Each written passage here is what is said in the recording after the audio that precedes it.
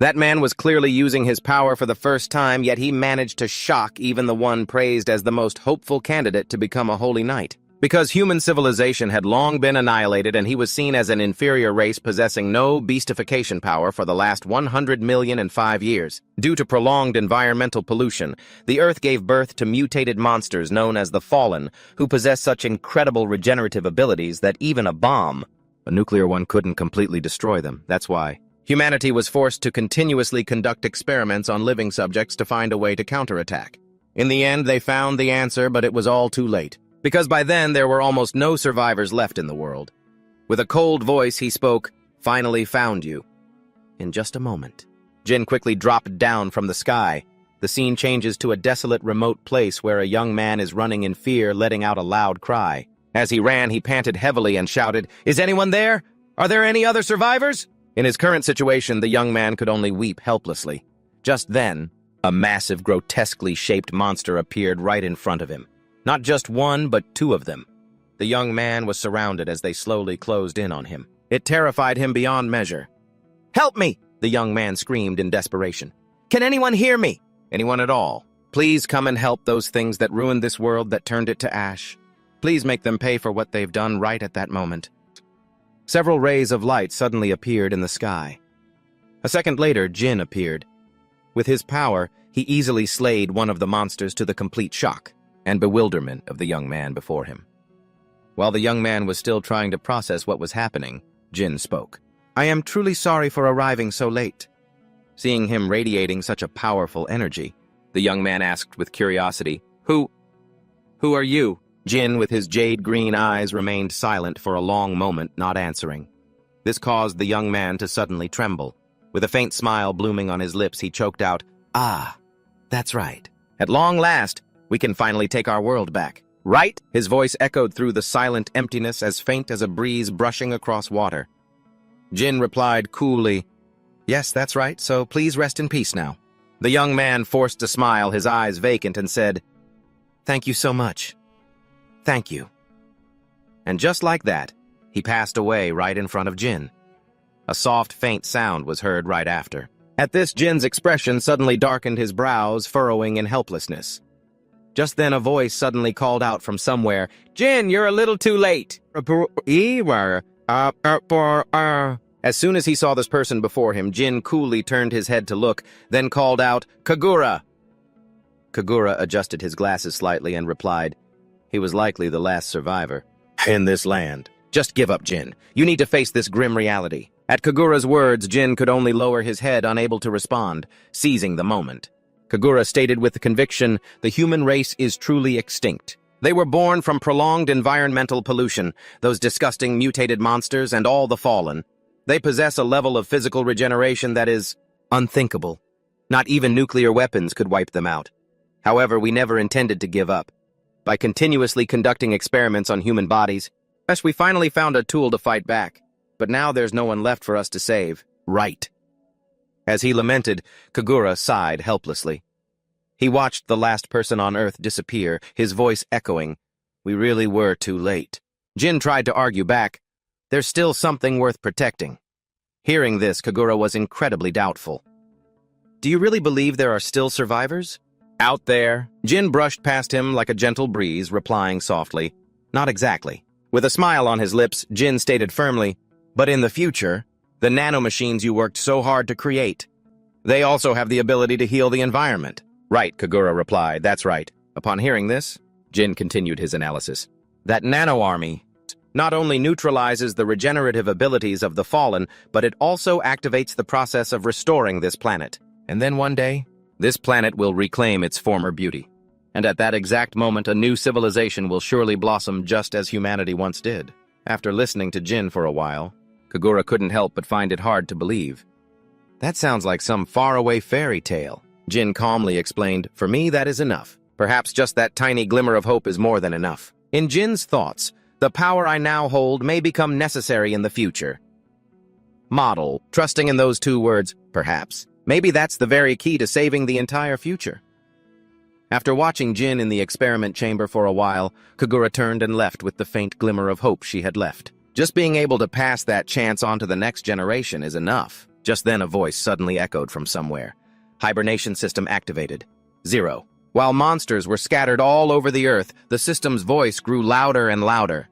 5, 2153, 376, 974, 1384, 5180, 8492, 17,987. Following the system's count, the earth was gradually restoring itself. Meanwhile, the monsters grew weaker by the day. The numbers continued to rise: 32,416, 56,428, 84,524.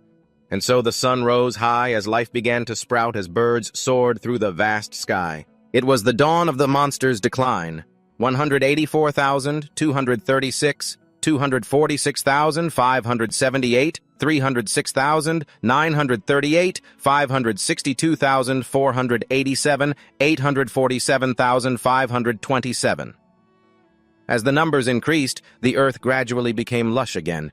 Cute rabbits appeared. Horses grazed peacefully, a sight the earth had not seen for a long, long time. Meanwhile, the numbers continued to climb. 3,984,235, 5,525,000, 469, 7,550,000, 192, 14,292, 14,250,000, 785, 25,402,437, 45,000, 756,249, 89,524,025. When the earth could once again see the sun and had blue seas and white sandy beaches, that was the story 100,000,005 years later. A notification from the system rang out. Access code confirmed. Beginning hibernation release protocol. The sound of hurried footsteps. Hakama's face was now beaded with sweat. Her whole family was escaping an attack from a red-eyed monster. In the current life-or-death situation, Denpu, running behind, cried out helplessly, "Is he really in a place like this?" Hakama affirmed with certainty, "He definitely is." Sandy, feeling hopeless, quickly cut in. "But if he's not here, we're as good as dead." Upon hearing that Hakama spoke up, "He really is here." As she finished her sentence, she clutched her necklace tightly. In the next second, Hakama's eyes widened with a solemn resolve as she declared, "Our guardian god is definitely present in this place." As she spoke, Hakama's group ran straight toward the old temple door right in front of them, panicked. The entrance was just inside.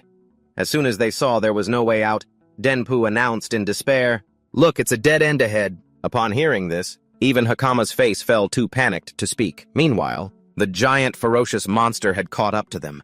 This terrified Sandy even more. What are we going to do now? While her two friends were huddled down, awaiting their fate. Hakama still clung to a fragile sliver of hope, pleading, "Please save us." As she shouted, tears welled up in her eyes. "Please save us, O guardian god!" Just as Hakama finished her plea, the experiment chamber instantly shattered. In a flash, a voice rang out, "Request received." It was accompanied by an immense surge of energy. That shot straight toward the monster, to Hakama's group's astonishment. With a single blow, the monster was obliterated.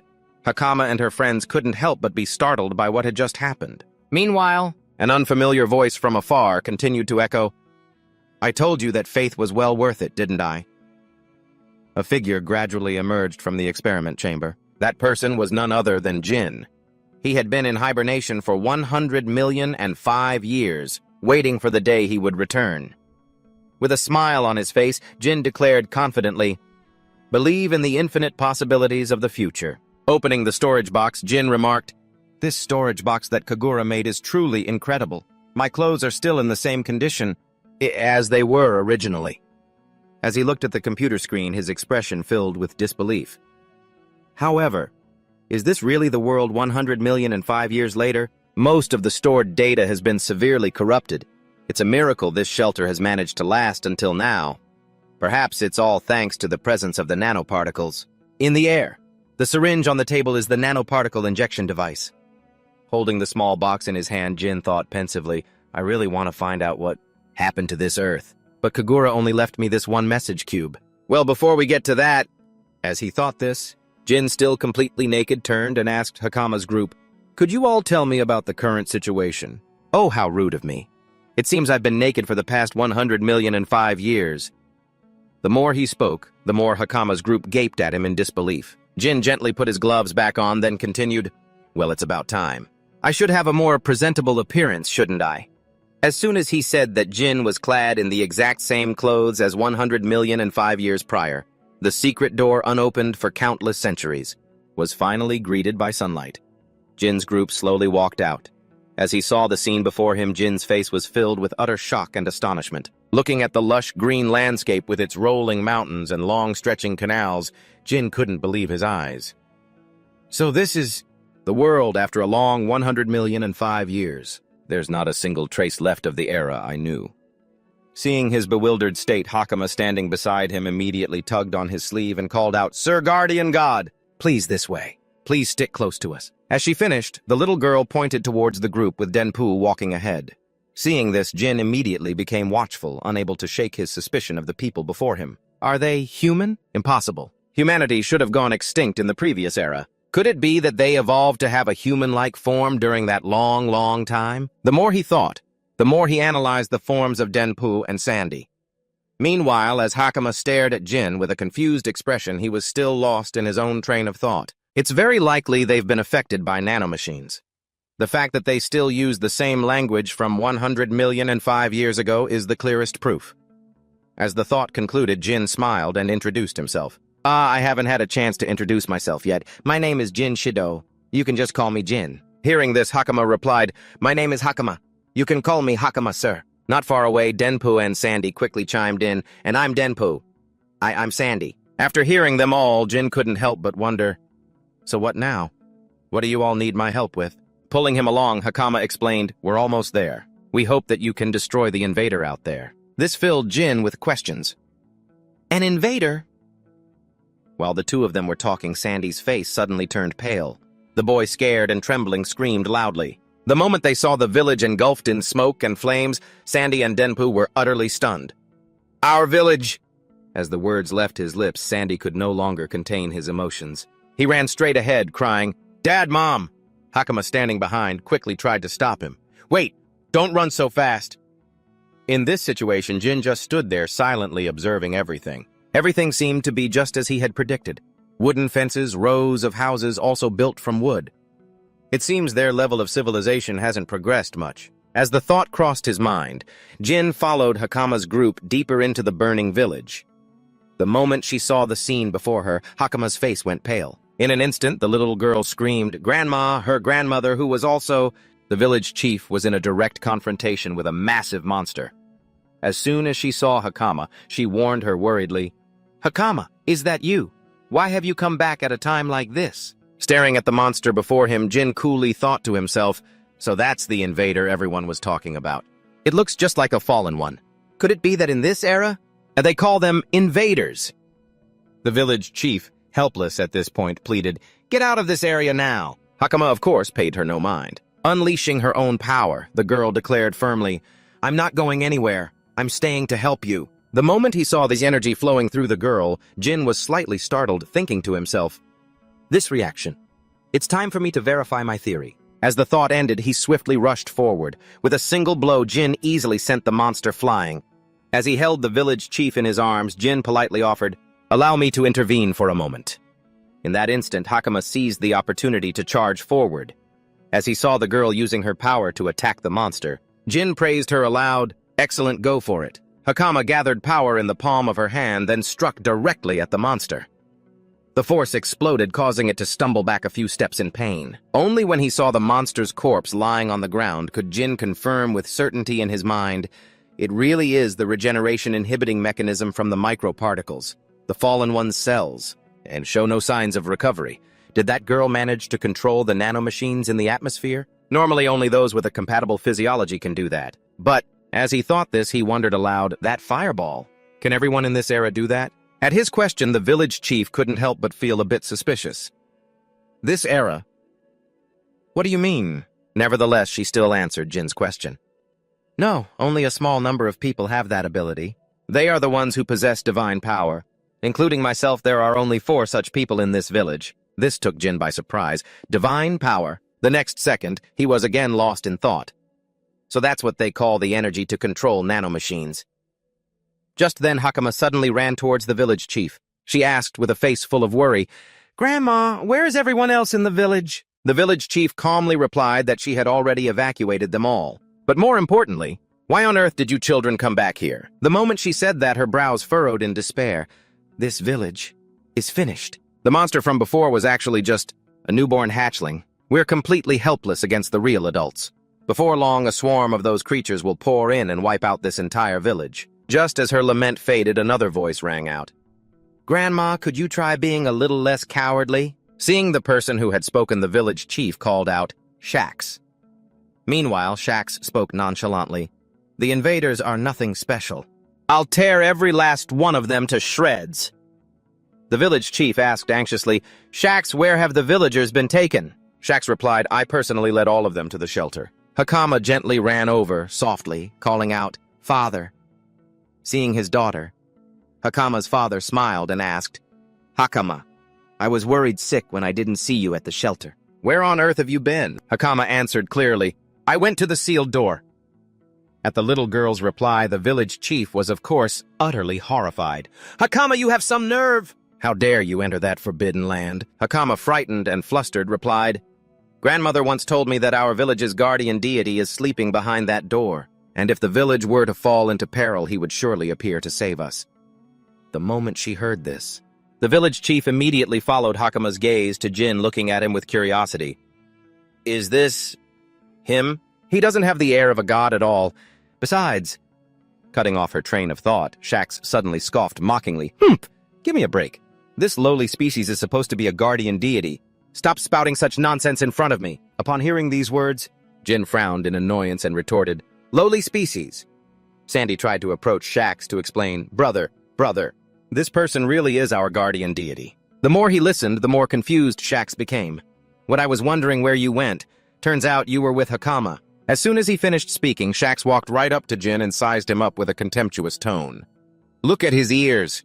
He's just a lowly being with no beast folk characteristics at all. He probably just happened to be wandering around there, and you all gravely misunderstood him. Seeing Shax's analysis, Sandy quickly retorted, No, we weren't mistaken. He defeated one of the invaders with his own hands. Shax let out a loud, amused laugh. You mean that youngling from before? I could have finished that thing off in a single blow. As he said this, he brazenly pointed the tip of his blade straight at Jin and threatened coldly, Listen up. This is an internal affair of our village. We don't need some lowly outsider interfering, that's what I mean. Don't you dare interfere! As soon as he finished, Shax brushed past Jin like a gust of wind. Seeing him leave, Hakama's father couldn't help but ask, Wait, Shax, where are you going? Shax replied, Isn't it obvious? I'm going to annihilate that giant monster. The rest of you can just stay here and tremble, Shax said with a contemptuous tone and expression. This made the village chief feel utterly helpless, and she immediately chided, That fool! You could save your own life if you just ran away right now. In the current situation, Jin just silently watched the show. The village chief slowly approached him and spoke gravely. All right, I don't know who you are, but regardless, thank you for helping the children. If you don't mind, could you please take these kids to the shelter with my son? I have to go after Shax and stop him and play this one last gambit. Upon hearing this, Hakama, filled with worry, cried out, Grandmother! Jin paid no heed to the request, coldly retorting, which made the village chief pause. I refuse. I have my pride. I can't just stand by while he calls me a lowly being. So just let him go get himself killed. With a resolute tone, Jin simply turned and walked away. He left everyone stunned and surprised. As dusk fell, the alpha monster appeared outside with its enormous body and tough scales. Model, it slowly advanced step by step. Just then, a figure suddenly appeared, spear in hand, as his voice rang out, Hey, you beast! Releasing his power, he declared with absolute certainty, I am the one who will bear the fate of this nation. On the shoulders of a warrior destined to become a holy knight, is an invading creature of this level really all you are? I'll show you that I'm strong enough to take you down without anyone's help. As soon as the words left his mouth, Shax, brimming with lightning power, charged straight at the leader. This, of course, caught the attention of the smaller ones. Instantly, they all braced themselves and lunged directly at Shax. With a single swift slash, he easily defeated them. His spirit soaring with confidence, Shax yelled, You're in my way. This single slash of mine is more than enough to finish you. The moment he finished speaking, Shax charged directly at the leader. He then leaped high into the air and shouted, Take this! In an instant, Shax landed a decisive blow on the large creature's body. Blood spurted out, making Shax feel even more thrilled. The leader screamed in pain, however. Very soon after, it healed its own wound. Seeing this, Shax couldn't help but be completely stunned, thinking to himself, the gashes on its body, but are they regenerating? While he was lost in his thoughts, the monster had already moved in to attack. In a flash, a desperate scream rang out. However, Shax was unharmed. Confused, he immediately cracked his eyes open to see Jean, who had appeared, and used his power to save Shax's life. Jean asked mockingly, "Are you finished with your little farce?" Seeing him, Shax stammered in reply, You... Before he could finish, he had to dodge an attack from the smaller creatures. Looking at them, Shax wondered, how are these things still able to move? Jin was slightly moving his hand. The next second, he snapped his fingers. In an instant, the smaller creatures were all defeated in a single blow. Shax was utterly bewildered. He looked at the small monster lying defeated on the ground and wondered, what in the world is going on? Just then, a voice suddenly called out from the distance, "Grandma, quick, run this way! Hurry up!" It was Hakama's group. As soon as they saw Shax, they called out to him in alarm. However, no sooner had they spoken than both the village chief and Hakama's father were stunned. Astonished by the scene unfolding, the village chief blinked, his jaw dropping in disbelief, thinking to himself, what the hell is happening before my eyes? What is this monstrosity? To think he could stop such a massive, colossal body with just one hand. Just then, Jin suddenly said, "It's starting to get heavy." For now, everyone fall back. At his warning, Shax couldn't help but ask, confused, "Huh?" Without another word, Jin pulled him away. Just as expected, the monster lunged towards them, leaving Shax even more dumbfounded. After being saved by Jin, he immediately asked, "What in the world are you?" Jin calmly replied, "Those creatures can regenerate instantly no matter how much damage you inflict. That's why we have to use nanites to block their regenerative abilities." The more he listened, the more confused Shax became. No, what? Jin stood up slowly and explained further, "It's what people like you call divine power. Your last attack wasn't bad. Unfortunately, it was too shallow to activate the regeneration blocking effect." With a bewildered expression, Shax asked, "Are you really the guardian god from the legends?" Jin casually replied, "I'm no god.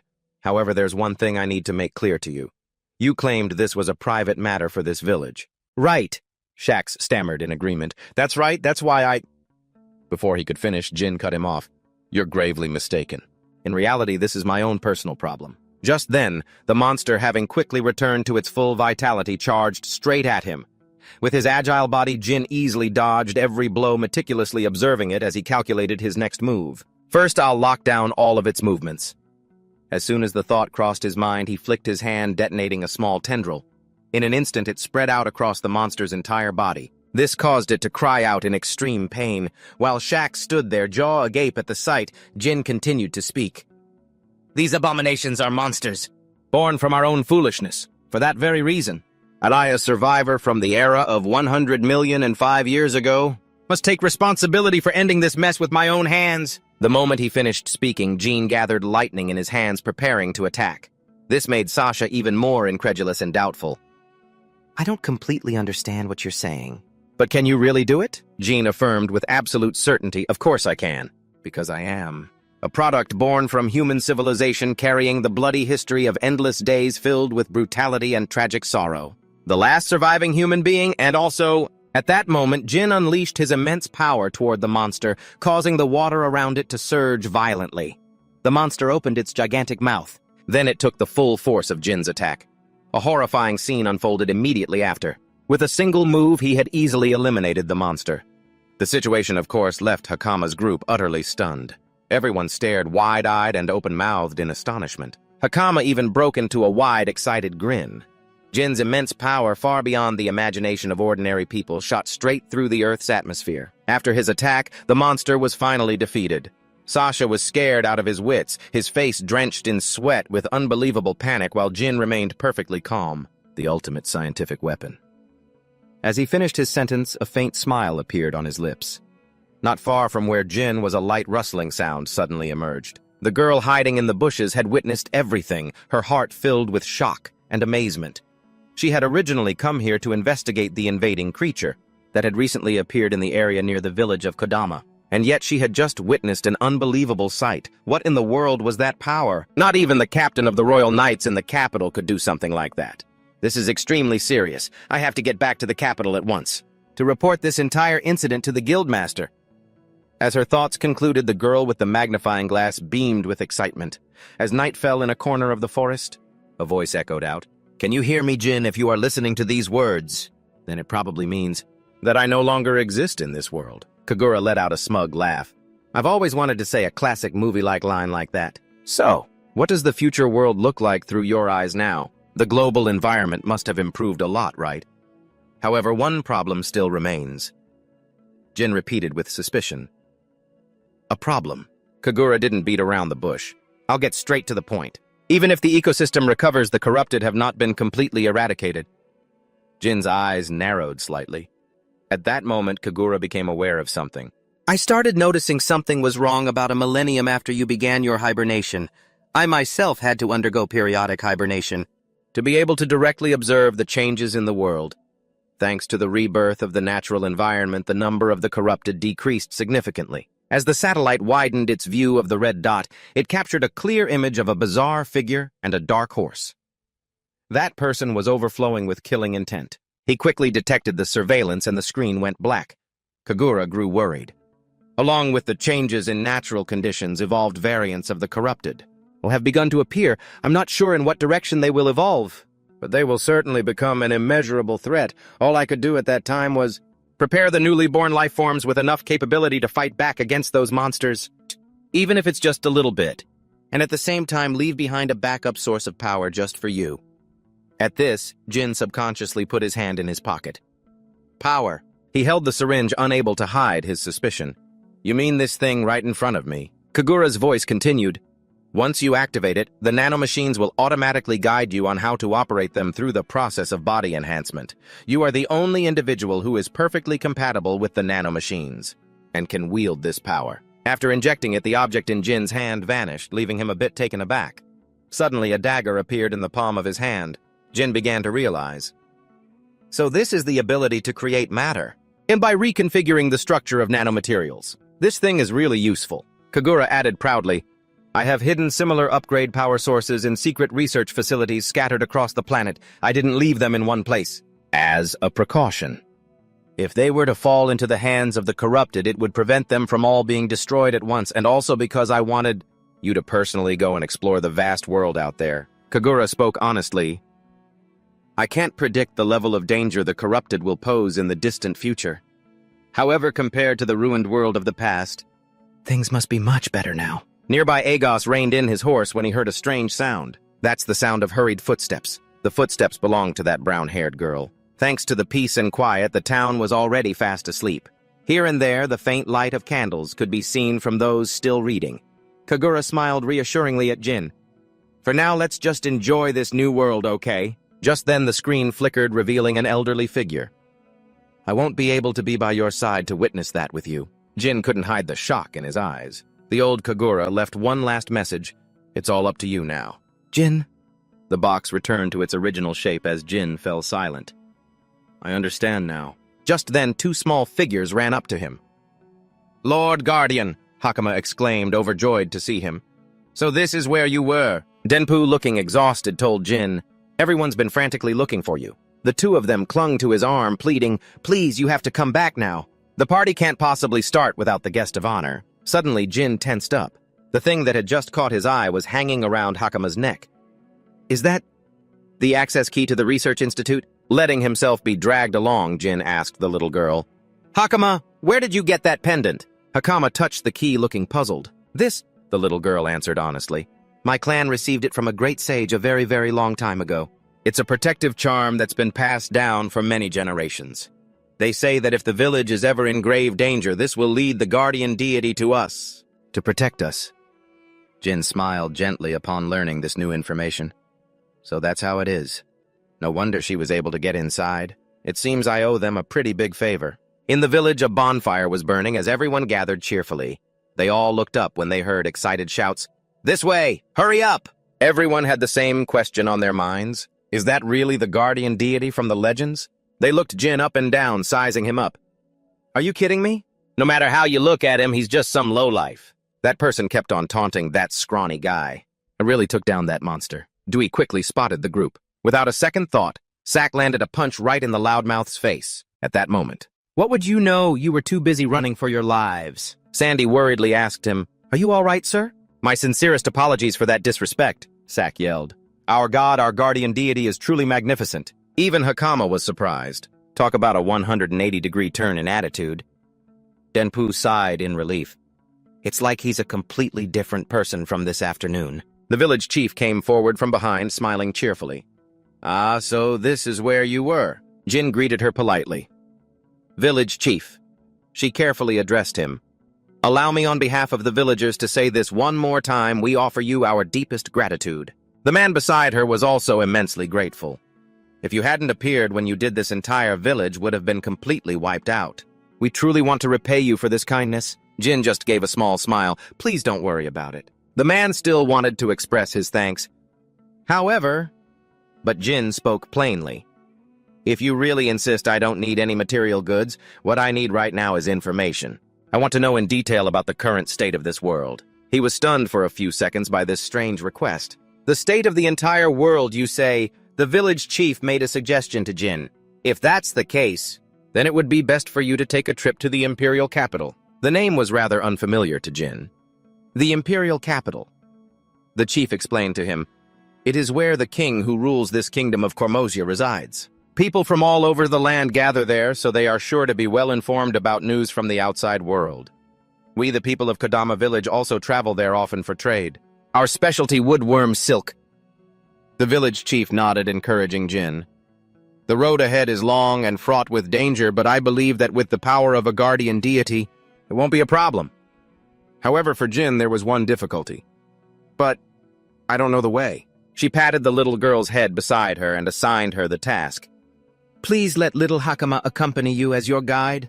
She has some business to take care of in the capital anyway." Jin was quite curious. Her own business? The village chief didn't hide anything from him. "I'm sure you've already witnessed it for yourself. Guardian, this child is able to use divine power, and in the imperial capital there is an academy that specializes in training and helping people develop that kind of sacred power. We almost gave up because of the recent turmoil, but I still hope the little one can enroll in school as planned." Jin was a little surprised to realize that in this era, schools still exist. Suddenly another voice cut in. "Hold on, everyone, wait a minute." Shax confidently stepped forward. "I'm the one who's more worthy of guiding the guardian deity." The village chief was confused. "Shax, what business do you even have in the royal capital?" Shax declared, his nose in the air. "Of course I do. I plan to join the ranks of the holy knights in the capital." The village chief could only sigh. "You couldn't even pass the academy's entrance exam. How could you dream of getting in there?" As if his tail had been stepped on, Shax flew into a rage. "You old hag, what did you just say?" Jin cut them off with a question. "Don't you just need divine power to be accepted?" Hakama immediately reminded him, "You also have to pass a written exam, sir." Shax is, well, an idiot, so he failed. Amidst the loud arguing, Jin finally understood. "Ah, so that's how it is." He seriously considered it. "The Holy Knights, huh? Sounds interesting. I'm starting to get curious myself." Elsewhere, Agos had just received a report. A giant invading monster appeared in Kodama village, and it's already been defeated. The girl affirmed with a certainty, "That is absolutely correct, sir." However, he asked again, "Is everything you're telling me the truth?" The girl hastily confirmed, "I swear it's true, sir. In fact, I was on my way back to report to the guildmaster." This information made Agos fall silent. "I thought it couldn't be defeated without a holy knight. That's why I came here on my own without waiting for orders from the guild." "I can't believe someone already took care of it," the girl exclaimed happily, not noticing a foot approaching nearby. "Anyway, I never thought I'd meet a holy knight in a remote place like this. What a coincidence." A monster suddenly appeared as if to pounce on her. Agos reacted instinctively, and finished off the monster to the girl's horror. The creature's sudden appearance made him believe her story a little more. "If what you say is true, then this is getting very interesting." A sense of anticipation grew within Agos. "I myself am starting to get excited to meet this person." The sun rose higher, its gentle light spreading, bringing a fresh and peaceful morning to Kodama village. Jin stepped outside, taking in the warm scenery before him. He couldn't help but exclaim, "What a beautiful morning!" The air was so fresh and pleasant. Before him was a scene of green mountains and birds flying high above. It made Jin feel that he never expected to witness such a sight with his own eyes. He raised a hand to his forehead with a hint of regret. If only Kagura could see this too. Just then, San approached from behind holding some clothes. "Sir? Guardian deity?" The boy looked at the completely bare body before him and offered, "These clothes, please put them on." The scene shifts to Jin's departure from the village. The village chief and a few others stood around Hakama. She looked at the little girl and advised, "Hakama, remember to do a good job in your role. And as a guide, okay?" The little girl replied politely, "Yes, I understand." Shax, turning his face away, spoke with annoyance. "And here I thought I'd have a chance to learn so much from the guardian deity." The village chief sighed in response. "First, you need to focus on your studies." Hearing this, he snapped, "Shut up, old woman." Seeing this, Jin, who was nearby, offered some encouragement. "You're Shax's right. Your movement techniques yesterday weren't bad at all." Shax's face suddenly flushed red with surprise. Hearing Jin add, "I'll be waiting for you in the royal capital," he burst with excitement and shouted, "I'll definitely be there. I'll study as hard as I can," he yelled. Hakama's father came forward to shake Jin's hand, entrusting his daughter to him. "Guardian deity, please take care of Hakama for me." Then he bent down, placed his hands on the little girl's small shoulders and said, "Hakama, just make sure you stay healthy, okay?" The little girl replied, "Yes, father." After saying their goodbyes, Jin and Hakama waved. "Well then, we're off." And so the two of them, one big and one small, set off together. He and the little girl walked along the nearby stream. The sky began to turn pink. Jin stopped at a waterfall ahead to let Hakama drink. The two continued on, watching the sun slowly dip behind the mountains. The sky was still glowing pink in the warm evening light. The little girl couldn't help but point forward excitedly. By now, night had fallen and the two sat before a campfire to rest. Jin spoke up. "How much farther is it to the royal capital from here?" Hakama, chewing on a piece of bread, replied, "We have to walk for about 4 more days." He seemed somewhat pleased. "That's closer than I thought." The girl stammered a bit. Guardian deity." Jin replied, "What is it?" Hakama asked curiously. "Why do you want to know so much about this world?" "Ah," he replied mysteriously, "that's a secret." The little girl wondered to herself, another secret. That question sent Jin into a daze. "The corrupted ones have not yet been destroyed." Those were the words Kagura had affirmed. Thinking back to the past made him even more certain. It really is true. The corrupted ones still exist in this era. Jin was lost in thought again. However, they can usually only multiply in heavily polluted environments. But this place... He looked at the blazing fire before him and thought, there's definitely some kind of change happening. Seeing Jin so silent, Hakama grew worried and interrupted his train of thought. "Guardian deity, you look really scary right now." Hearing that, he replied, "My apologies, I was just lost in thought." Jin stared at the little girl thinking, at least there are still humans living in this era. Humans who aren't controlled by the corrupted ones. Hakama tilted her head, puzzled by Jin's calculating gaze. "First, I need to figure out how the people of this era deal with the corrupted, and in what way. As for the corrupted ones themselves, I can study them gradually later on." Hakama asked, "By the way, what should I call you?" He replied, "Just call me Jin." The little girl said, "Lord Jin?" He corrected her, "Just Jin. There's no need to add Lord." The little girl obediently said, "Jin." Suddenly, someone on horseback galloped toward them from a distance. Hearing the sound, the two of them reacted instinctively. They turned to look. The newcomer quickly spoke up. "Pardon me for disturbing your rest." He and 2 riders behind him approached them. "May I have a moment of your time?" The man had a commanding presence. Puzzled, Jin asked, "Who are you?" Agos looked down at him and introduced himself. "We are from the royal capital's Holy Knights. I am the captain of the 7th Division. My name is Agos Anton." Jin muttered, "Holy Knights." He wondered to himself, could these be the people she mentioned earlier? Suddenly, a girl named Karina gritted her teeth in annoyance and yelled, "You! What's with that attitude in front of our captain? The least you could do is stand up and show some respect." Then turning to Agos as he dismounted, she said, "Such insolence, Captain, it has to be them." Hearing this, he cut her off. "That's enough, Karina." Agos approached Jin and gestured, "Please forgive my rudeness for speaking to you from horseback. Would you mind having a word with me?" Seeing this, Jin stood up and asked curiously, what did she mean just now when she said, "It has to be them"? He ignored the question and simply said, "On behalf of my subordinate, I apologize for her recent rudeness." Then Agos began his questioning. "However, first I need you to answer a few questions. Where have you two come from and where are you going?" Hakama, while munching on a snack, answered truthfully. "We came from Kodama village and we're heading to the royal capital." He seemed suspicious, thinking to himself, from Kodama village. Upon hearing her answer, Karina gave a strange smile. She immediately leaped off her horse, declaring, "I'm still certain it's them, sir." Karina gripped her sword filled with fiery determination. She yelled, "There are no birth records for any of the lower races in Kodama village. Your lies are exposed." Lower races. Hearing that, Jin looked surprised and thought, so they have birth records here? This country is managed quite strictly. Suddenly, Agos cut through her fervor with a single word, "No." This made her stop short. "Huh." He looked at Hakama and explained, "The clothes that little girl is wearing are a specialty of the Kodama region. It's Kodama silk clothing. Even in the capital, it's sold for an extremely high price. It's considered an extremely high-end garment. With that assessment, Kodama silk tailored for a child is an extremely rare item on the market. Therefore, her being from Kodama village is likely the truth." Those words left Karina flustered.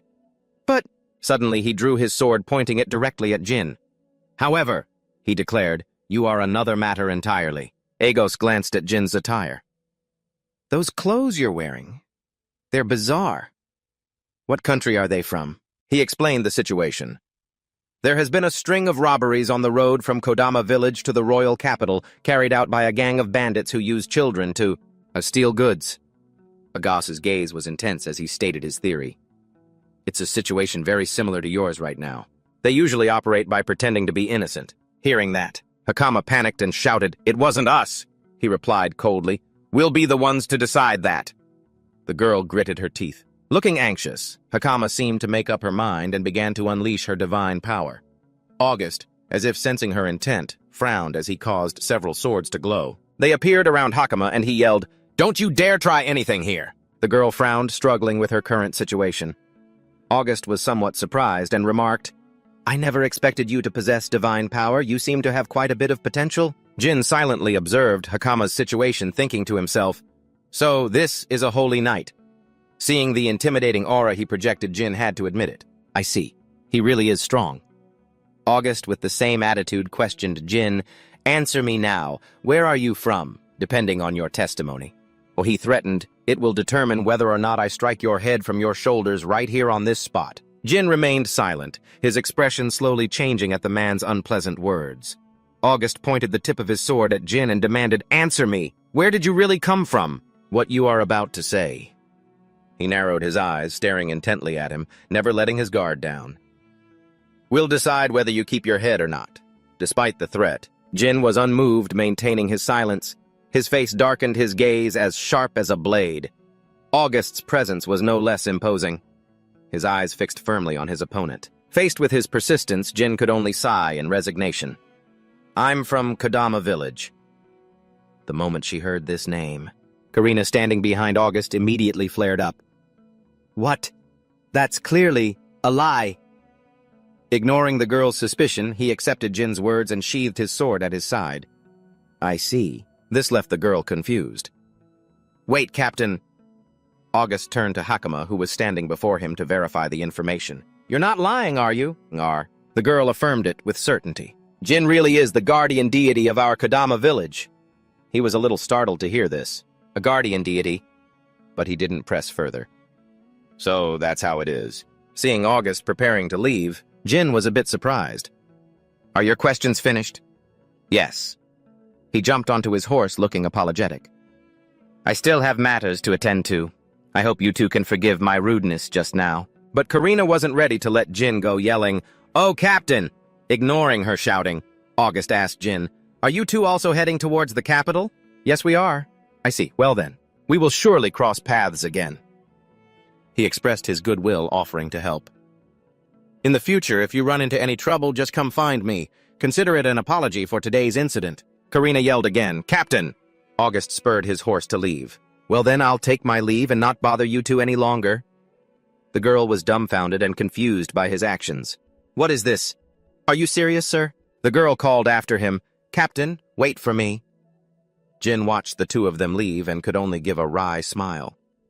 The scene changes to the army led by August moving towards the capital. Karina couldn't stop questioning him about what had just happened. "Why did you choose to withdraw, sir?" She waved her arms about incessantly as she questioned him. "No matter how you look at it, that commoner is extremely suspicious." August remained silent, lost in his own thoughts. A commoner, you say? He finally spoke up. One has to wonder who was truly the weaker one there. Karina was confused by August's words. What do you mean, Rhea riding beside them also agreed? He's right. This made the girl even more confused. You too, Senior Rhea? She tilted her head slightly, looking at Karina. You didn't realize it, Rhea recalled that moment. The power radiating around Jin was incredibly strong. The vast difference in strength between us and that man. August continued, his expression grim. I tried to make a move 2 or 3 times, but he recalled the moment he pointed his sword at Jin. The blade in August's hand was completely unable to move.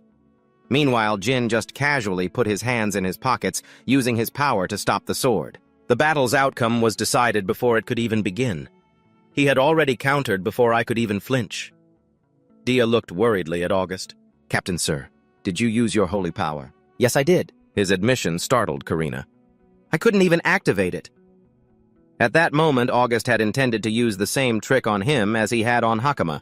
I intended to use the same power I used on that girl, but the spirits refused to lend me their strength. Rhea had to admit I was in the exact same situation. Only then did Karina belatedly realize. That means, August continued, it also means that the disparity in holy power between us was just too great. To be able to perform such a feat.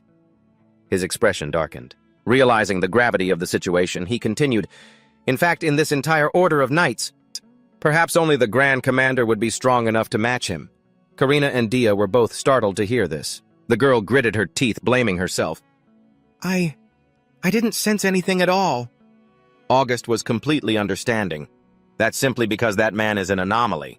Besides, you've only just joined the squad. People were buzzing, wondering if that's the guy who defeated the invading monster. Most likely. Karina still wasn't at ease. She didn't want to give up so easily. Are we really just going to let them walk away like that? Isn't that too dangerous? Agos replied helplessly. I don't know who they are, but they don't seem to have any ill intent. For now, let's just observe them quietly. Putting that matter aside for a moment, he turned his head to remind everyone, all right, let's head back to the capital. We've dealt with the monster invasion sooner than expected, but we can't be away any longer. I'll hand over the bandit case to the association to handle. Understood, sir. Rhea turned to advise Karina.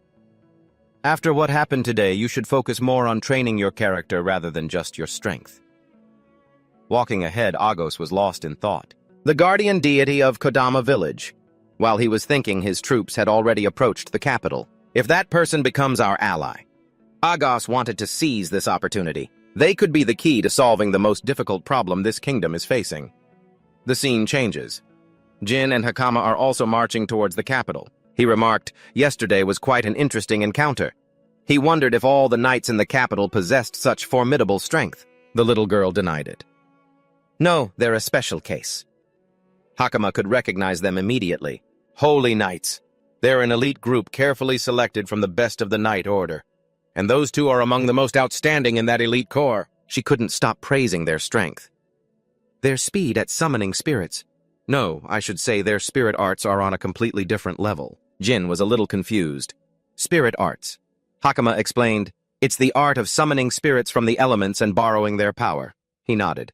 I see. So they call nanoparticles spirits. He thought to himself as he walked in this era, science seems to be nothing more than a fantasy. Suddenly, Jin remembered the image of an aggressive Karina pointing her sword at him, cursing, you low-life trash. He sighed. And that whole inferior race thing, this led him to deduce, it seems like this era has countless different races, huh? That's right. Hakama described a few common ones. There are people who look exactly like fish, and others who have the form of insects. Jin was surprised. Insects? The little girl explained the reason for this more clearly. My grandmother once told me. The reason is that habitats shrunk a very long time ago. That caused the races to look different. People's bodies gradually changed, to adapt to the places where they lived. Jin was completely surprised by this new information. Evolution based on environmental impact. He was lost in his own thoughts. So does that mean there were survivors from 100 million and 5 years ago, and the humans of that time evolved into these forms? Now thinking hard about it, won't solve anything. Jin finally understood the reason he was looked down upon, and that's why people who haven't evolved are called inferior. Yes. Hakama knew that's just how this world was. That's why society looks down on the inferior people who haven't adapted to the environment because they're considered laggards. The girl provided some more information about this world. Most of the people sold into slavery are also from the inferior races. Jin gritted his teeth upon hearing this. So slavery still exists here. Hakama was also extremely indignant about this discrimination. But in reality, there's no big difference. They're just a little different from the majority, and yet they're treated so horribly. The little girl was furious. It's completely wrong. Jin smiled and praised her. You're a good kid. Suddenly, a person leaning on a staff walked towards them, blocking the path of the two travelers. The person's voice was a tired whisper begging for help. Help me. Then he collapsed. Hakama asked worriedly, Are you okay? The girl quickly ran to him. Those hands. Jin also slowly moved closer to observe. The person lay collapsed on the ground, panting heavily. Their breathing labored. Their body was covered in wounds and bruises. His ears were exactly like a human's with no sign of any change. Those ears are strange. He lay on the ground, filthy and panting. Jin stood there, hand on his chin, observing and thinking. His whole body is covered in bruises. These injuries are really serious. Hakama sat beside him, slowly helping him sit up. Are you all right? Jin held out a hand, channeling power. Try to bear with it for a moment. I'll heal you right now. Suddenly, something flashed in the person's eyes. Model. He suddenly sat still, watching as the boy spoke. Don't move. One of his hands held a knife, the other wrapped around the little girl's neck in a threat. If you so much as twitch, I'll take this kid's life immediately. The three of them had pushed one another into this terrifying situation. Jin looked down calmly, thinking, so that's how it is. He saw the boy gritting his teeth, pointing a knife at Hakama. We carelessly walked right into your trap. His eyes glanced elsewhere as he thought, this means those people are somewhere nearby. In the distance, the blurry figure of a man approached. So there really is someone capable of coordinating with her. This person appeared with a full beard. You've completed your mission well. A man appeared with his henchman behind him. You followed my orders perfectly. Thoughts raced through Jin's mind. That's it, active camouflage technology. An image of a silhouette with arrows pointing to it appeared in his mind. It works by capturing images of the surrounding environment and using advanced nanoparticles to render the user invisible. He stood calmly before them, thinking, its only weakness is that movement can reveal traces of the camouflage, but they've managed and to use it with extreme skill. The other guy still had his sword pointed right at Jin's face. For a lower life form, you're wearing a pretty sharp outfit. What country are you from? The tip of the sword pressed closer to Jin's neck. Stay calm. Don't you dare try anything. On the other side, Hakama struggled to get free, screaming, Sir Jin. But the man just stood there, taunting, You know exactly what will happen if you make a move. Don't you? Across from them, the girl was clutching her stomach. He raised his voice and shouted, Hakama! Only then did she quiet down. Jin then spoke. That kind of power? It was never meant to be used on people, surely you're aware of that. The girl quickly shouted back, panicked, I'm not, but I'm scared. The man kept his sword pointed at Jin, but turned his head. We've hit the jackpot, boss. I can't believe that little brat possesses divine power, said one of his comrades standing beside him. You can use it too, can't you? He turned to answer, Who knows? The man replied angrily. What was that? And then kicked Jin hard in the stomach. Jin collapsed with a grunt as someone screamed, Sir Jin! The man kept his foot on him. Don't get cocky with me, you inferior creature. The other guy stood before him. Hey, be careful not to damage the precious merchandise. The man grimaced and replied, A lowlife like this won't sell for much anyway. He continued, But what if they have divine power?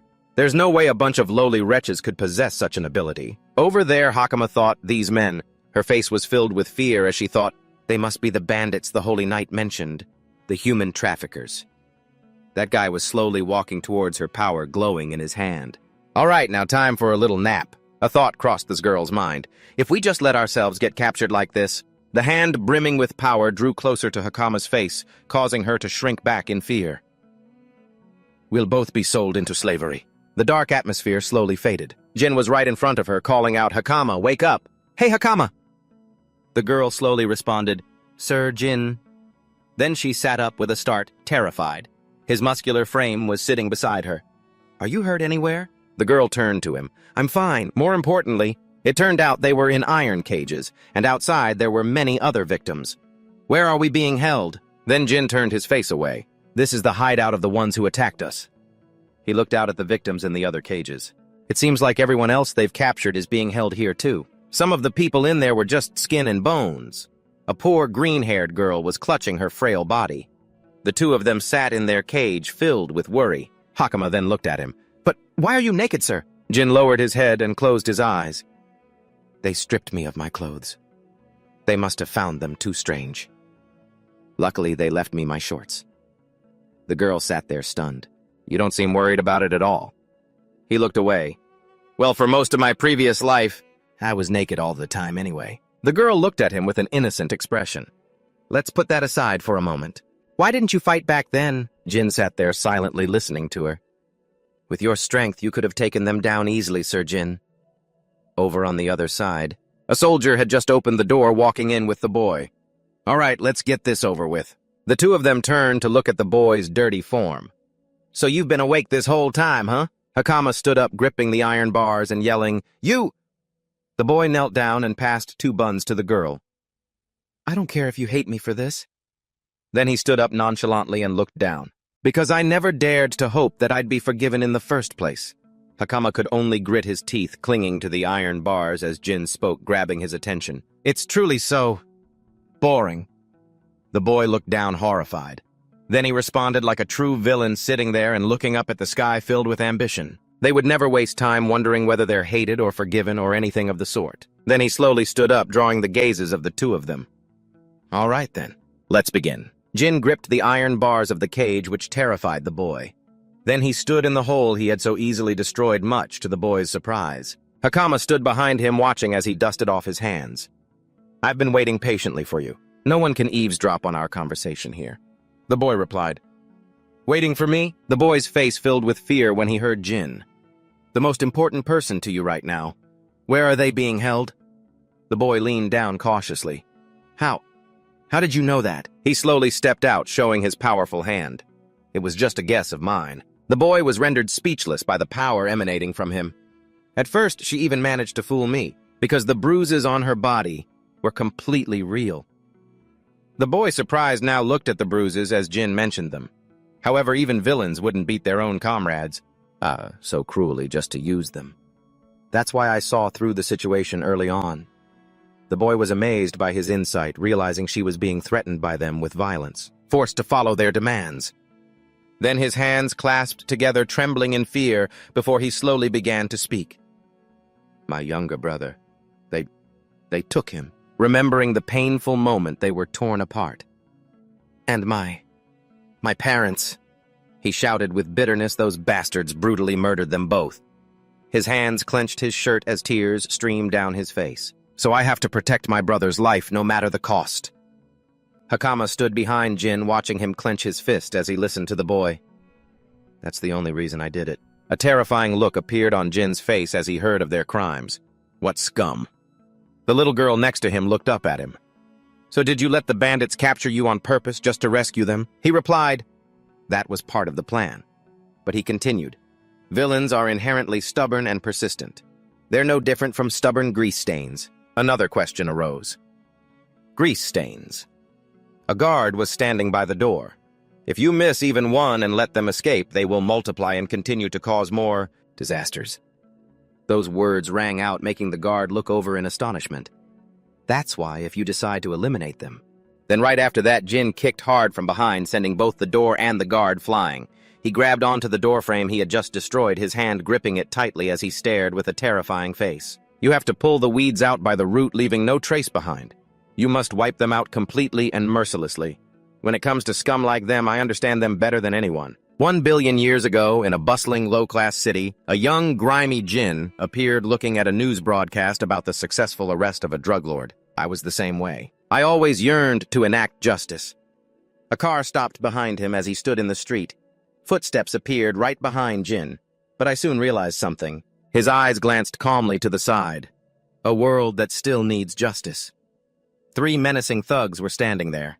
Is actually just full of dregs like humanity, and they're multiplying everywhere. The leader, a cigarette in his mouth, lifted Jin up. If only I could have lived a normal life, that would have been ideal. But at that moment, his face was expressionless. But the circumstances I grew up in didn't allow for that. He was still in the man's grasp, so not long after, Jin simply raised one hand and bent the man's arm to the side. I crushed them. Then he stomped his foot straight onto the man's stomach, trampling him without mercy. Growing up, he remained just as strict, continuing to destroy them. Jin sat nonchalantly on the pile of people he had wiped out. I just kept on cleaning them up. Suddenly, someone stood before him as he sat on that mountain of bodies.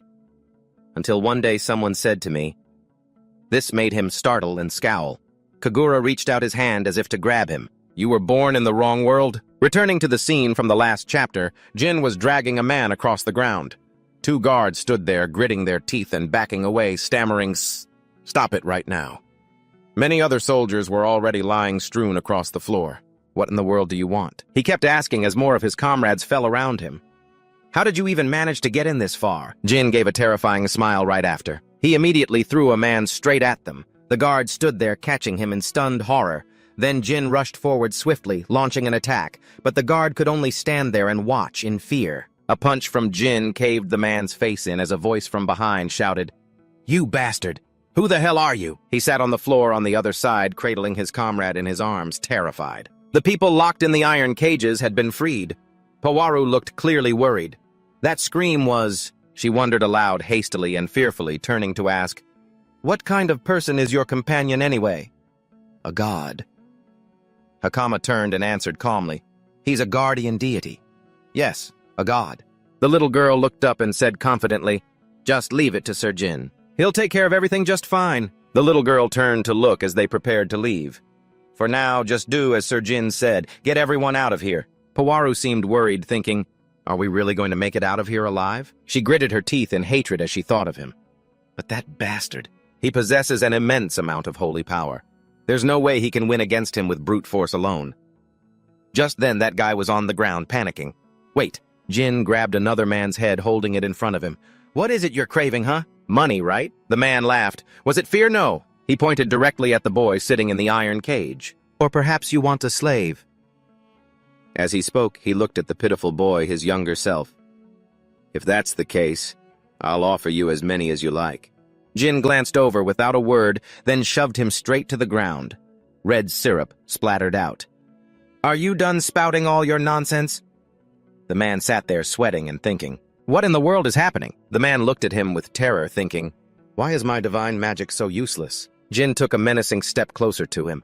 The man sat there gritting his teeth, thinking, "What kind of monstrous power does he possess?" As he approached, Jin said, "You're just a second-rate villain." The man was still listening to what he said. The real pros would have run away immediately. Jin looked down and frowned. "But amateurs like you always run your mouth underestimating your opponent, and you're always so sure you'll win." His next words made the man snap. "And then the moment you get a taste of failure, you start begging pathetically." Damn it, the man thought. Then he bolted for his life. "If it's come to this, then I have no other choice." The man's hand flipped a switch as he yelled, "It's not over. This isn't over yet." He smiled sinisterly as a door slid shut. A monster appeared from behind the door. Jin stood there, stunned, while the man boasted, "I went to great lengths to acquire this. At someone's request, you see. This huge, terrifying monster, with heavy footsteps. If sweet talk doesn't work, then I guess this is the only way." The man flashed a bright smile. "I'll make you—" The monster before Jin opened its mouth and roared, unleashing a wave of purple energy, and the man's words became a pathetic, shattered cry. Then it raised an arm. Jin cautiously glanced up, crossing his arms over his head. Just as it was about to strike, the man's face went slack. "Huh!" Turns out the monster's punch had been effortlessly blocked by his 2 hands. "You see, I was born with an extraordinary body," he said, turning his head as he blocked the blow. "Compared to normal people, it seems I have a few more muscle fibers than them." Then Jin pushed it straight up. He leaped up, blue energy swirling around his hand. "I won't go easy on someone who's become corrupted." As he thrust his hand forward, a bright blue light flashed. "And I'll be using my divine power too." Instantly, the monster melted into a puddle on the floor. It terrified the man to his core. Then Jin was standing before him. He can use divine power too, he thought. Then Jin spoke, his face completely nonchalant. "So what do you plan to do next, huh?" The man's face was covered in sweat, speechless. He clasped his hands together, trembling. Could you look the other way and spare me just this once? Before he could finish, Jin landed a punch that twisted the man's face. I can't. Jin put on his jacket. There. He turned and walked away, leaving the man on the floor. He sat there thinking, found my outfit. He then looked over at the iron cage with 4 children inside. I'm so sorry, but could you all please wait just a little longer? Jin's words were like a ray of hope for the 4 children. I'll get everyone out of here soon. He stood before a desk, picking up some files. But before that, I have a few things I need to investigate. It'll be useless if I can't gather evidence of their crimes. As he opened a drawer, he saw some papers. Oh, he sat on the desk holding a paper thinking, this looks extremely suspicious. Strange characters appeared on the paper. Jin smiled.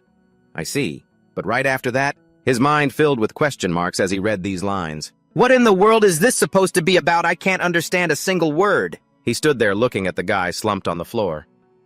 I guess I'll have to ask Hakama to teach me how to read the language of this era. He then knelt and touched the liquid from the monster. Still, what were they planning to do after capturing the corrupted ones? Waves of energy appeared as his hand made contact. It's time to find out the truth. Digital screens flickered to life around him. I'm going to access the cameras from the nanites floating around here. Jin sat in the middle of them looking down thinking any footage from the past week should still be saved in here. His gaze grew grim as he recalled a memory from the day before in the monster's containment area. The man stood behind his superior. But sir, how do you intend to handle such a large haul? His superior replied, That is not your concern. He gave a sinister smile. However, I think I'll let you in on one thing. He glanced up, his expression dangerous. Very soon in this country, a very interesting event is about to take place. In the present, Jin stood before the screen, frowning. The next day, in an old-fashioned village, the freed people were standing in formation. Hakama and Poweru were also standing there, looking around, when suddenly she flinched, having seen something. Nino ran over from Jin's direction as she called out, Nino, sis! The 2 sisters rushed toward each other, weeping. They held each other tightly as tears streamed down Poweru's face. Thank goodness. Oh, thank heavens. She took her sister's hand, looked up at him, and said, Sir, truly, thank you so very much. He stood before them and replied, I'm no god or anything, don't worry about it. Then Jin glanced to the side. By the way, let me ask. He looked toward the people being led away in a line under guard, the ones rounding up those bandits. Are they men of this region's lord? Hakama, standing nearby, answered, No, sir, they are not. They are from the association. I was the one who called them. The 2 stood there discussing Padaraku, the man standing over there. He is the head of this town's association. Jin asked, Is that so? The man turned to look at them. He then walked over. Are you the one who resolved this incident? Jin replied, That's right. Padaraku immediately raised a hand and bowed along with his men. My name is Padaraku, head of the association. I offer you my sincerest gratitude. See for lending your aid. He then glanced up at the man standing there, thinking, to be able to face that many enemies without a single scratch. On the outside, he looks like he's from a low-ranked race, but my gut tells me... The thoughts flashed through his head. There's no way he's just some ordinary person. He then spoke up. Lately, we've received many reports about the damages related to this series of incidents.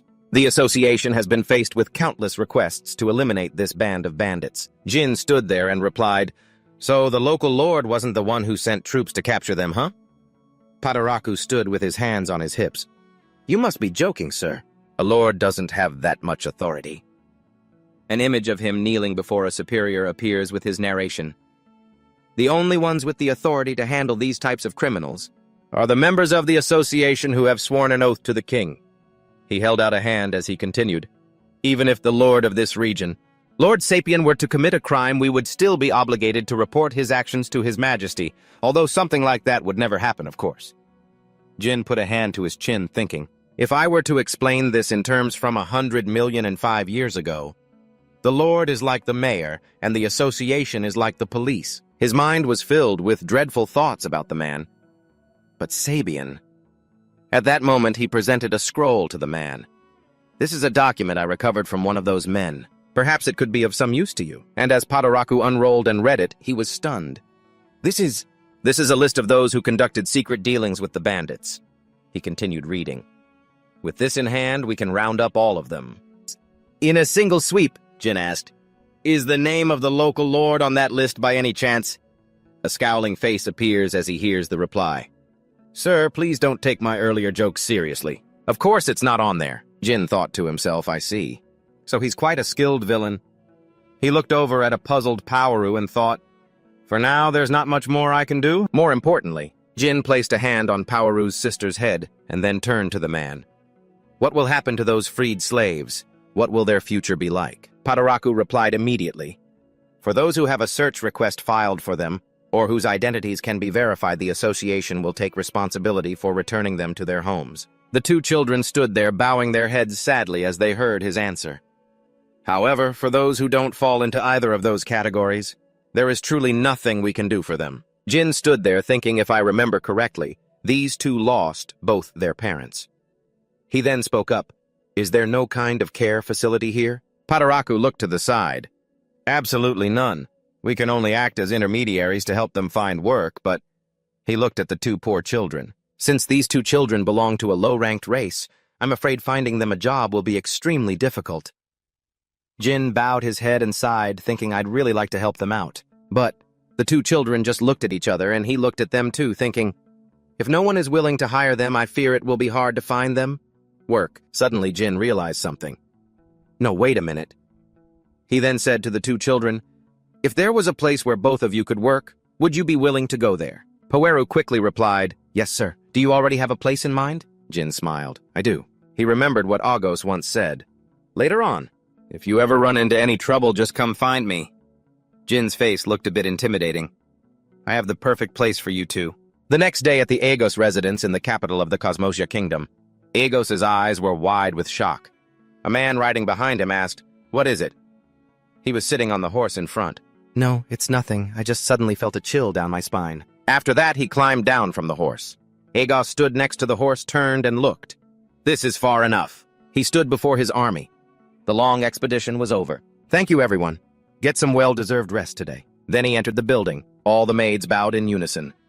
Welcome back, Master Agos. He turned to his steward. Any news? The steward glanced at a frightened maid behind him. Agos, sensing the tension, asked with his eyes still closed, what's happened? The steward beside him bowed his head. My sincerest apologies for bothering you when you must be exhausted. But he turned to him. Don't worry about it. The steward still looked worried. Agos glanced away and saw a girl standing above watching the two of them walk on. It was Milia watching with her arms crossed. Agos waved his hand dismissively. I understand. Thank you for the report. The steward bowed. It was my duty, sir.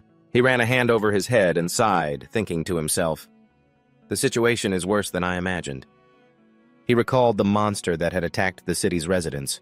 An invader, right here in the capital. How did it manage to get in? Agos's brow furrowed. No. Someone must have deliberately let it in. He remembered the grounds of a certain building. The most suspicious thing was how they were so adamant about keeping unauthorized people out of Hanek's academy. In any case, an image of Jin walking with 3 children came to his mind. I need to find allies, and quickly. 3 days had passed since the bandit suppression campaign. Jin was walking down the road with Powaru, her younger brother, and Hakama. She turned to him with a worried frown. Are you really sure there's a suitable job for someone like me in the capital? He glanced at her. Don't worry so much. Jin kept her eyes on the ground. You already know how to read and write. And Powaru, you're even quite good with numbers. You'll definitely find work. He added, just have a little faith in yourself. His words made her look up, brightening. Yes, sir. Suddenly a voice called out, Jin, look! Hakama was pointing toward a castle in the distance. We've arrived. Jin's face was filled with awe. All 4 of them gazed out at the magnificent kingdom below. So this is the royal capital. Here the sky seemed to be dyed a rosy pink. They all stared in wonder, especially Powaru.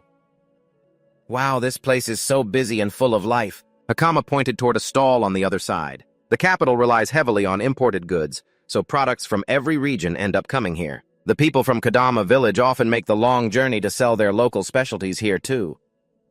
Jin glanced at the young girl. I've heard of that before. He glanced at the odd bunch beside him. I see. What an interesting place. The insect tribe. He saw 2 other types of people as well. So many different races and cultures converge here. It's only natural that such a place would give rise to unique developments. He turned his gaze to a stall. These are all items imported directly from the neighboring country. The city is also kept incredibly clean, and the security seems to be very reliable as well. But then he glanced aside and saw something. And yet, across the way, a well-dressed man stood before a group of homeless people. He frowned, thinking, I suppose every era has its own set of problems. Milia was standing behind him. When did she get there? Meanwhile, he looked down at Hakama. When do you start at the academy? The girl looked up. Next week.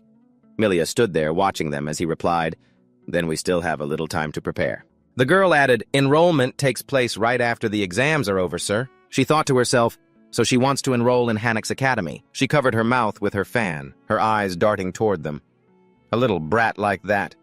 And a man from some lower race, no less. That evening, one of the girls stood before their new house. The room was brightly lit. Pawaru and Hakama were happily jumping on the bed together. Jin sat on her own bed. We finally found a place to get a decent night's rest. The little girl lying beside her replied, Yeah, we did. He stood there, hand to his mouth, thinking. All right, the group has finally made it to the royal capital. So, what's my next move? He held a pouch of gold in his hand. No matter what, I'm going to need money to survive in this day and age. Suddenly, Hakama walked over and playfully placed the money pouch on her head.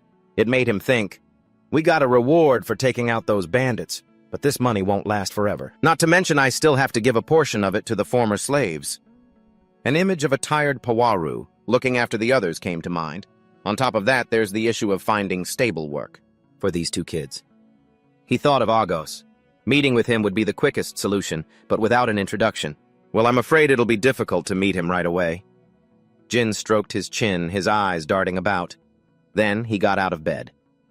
Perhaps I should start by conducting a thorough investigation into the fallen ones of this era. He remembered those thugs from the other day, especially now that someone is plotting to use them for dark purposes. Jin stood before the window, lost in thought. The fallen ones are an incredibly terrible menace. I absolutely cannot let them run rampant. He glanced down at the bustling scene below. There's no way I'll let that horrifying era repeat itself. Suddenly, Jin turned to Hakama. What do people in this country usually do when they want to look into or research a particular subject? The little girl rested her chin on her hands while lying on the bed.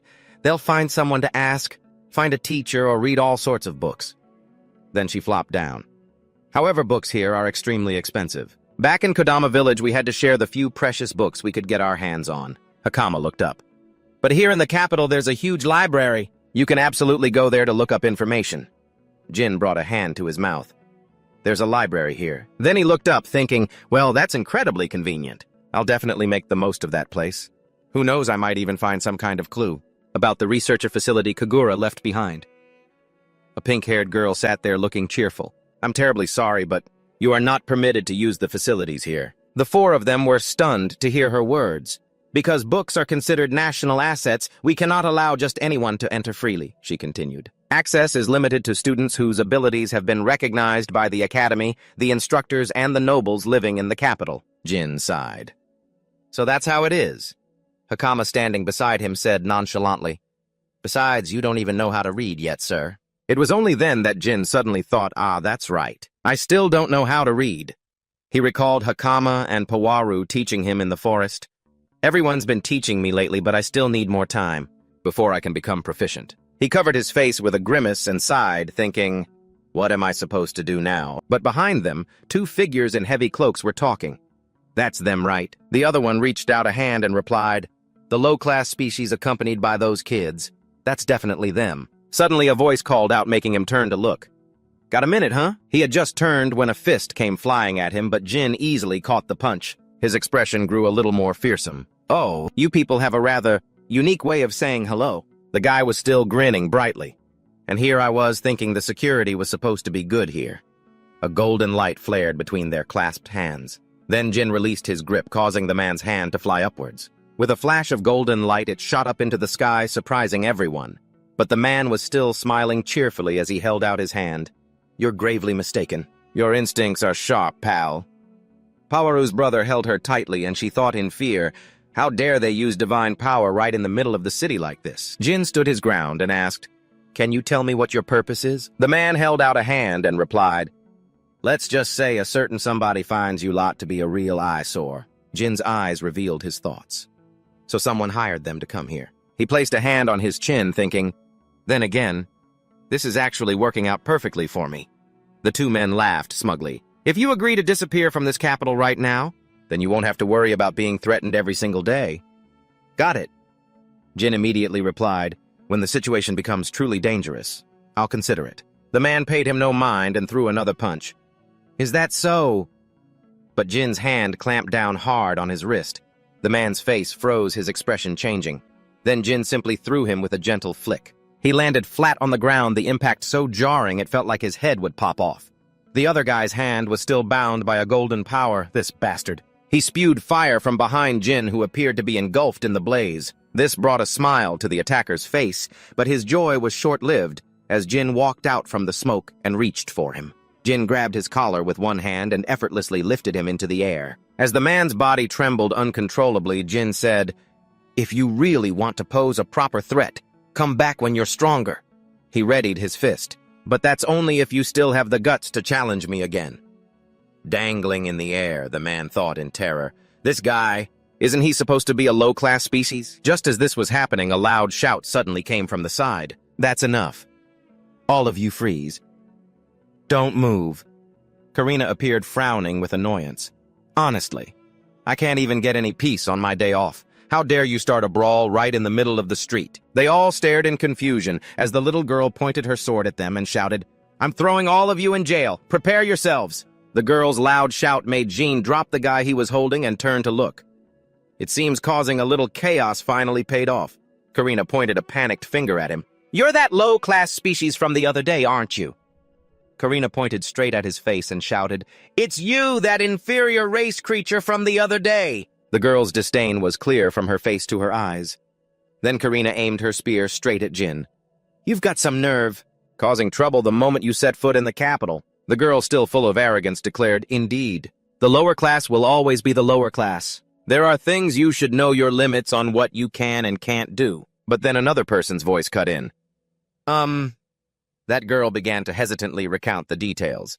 "Excuse me for interrupting, but I happened to be passing by and saw the whole thing. These people were actually the ones who were suddenly attacked by that group."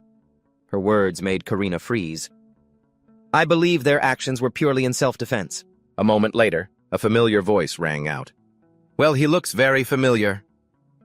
After looking at the guy, Karina turned and asked the others, "And you people, you're students from Hannes Academy, aren't you?" After some conversation, the girl sighed, looking bored. "Just as I expected. I hope that young lady has nothing to do with this." Hearing this, Jin asked, "What young lady?" While ordering her subordinates, Karina replied, "Hurry and take them away. That's our internal affair. You don't need to concern yourself with it." Seeing Karina's actions, he was surprised. "So the Holy Knights have to do patrols too? I thought that was a job for the guild." The girl put on a cold expression and answered, "This capital is vast. We're just contributing to maintaining public order." But her inner thoughts betrayed her. "To be honest, I was just passing by coincidentally, while looking for a snack." Suddenly, the girl's gaze turned serious again.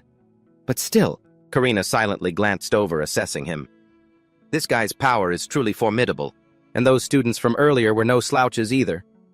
Then the girl turned to leave, signaling her farewell. "All right then. Try not to cause any more trouble in the capital." Suddenly, Jin called out loudly to her, "Wait! If it's not too much trouble, I'd like you to take me somewhere." Karina turned her head and asked inquisitively, "You want me to take you somewhere?" The sky had grown dark. Now at the Agos mansion, Jin sat in a chair and spoke with sincerity, "Please hire us." His words made Agos freeze.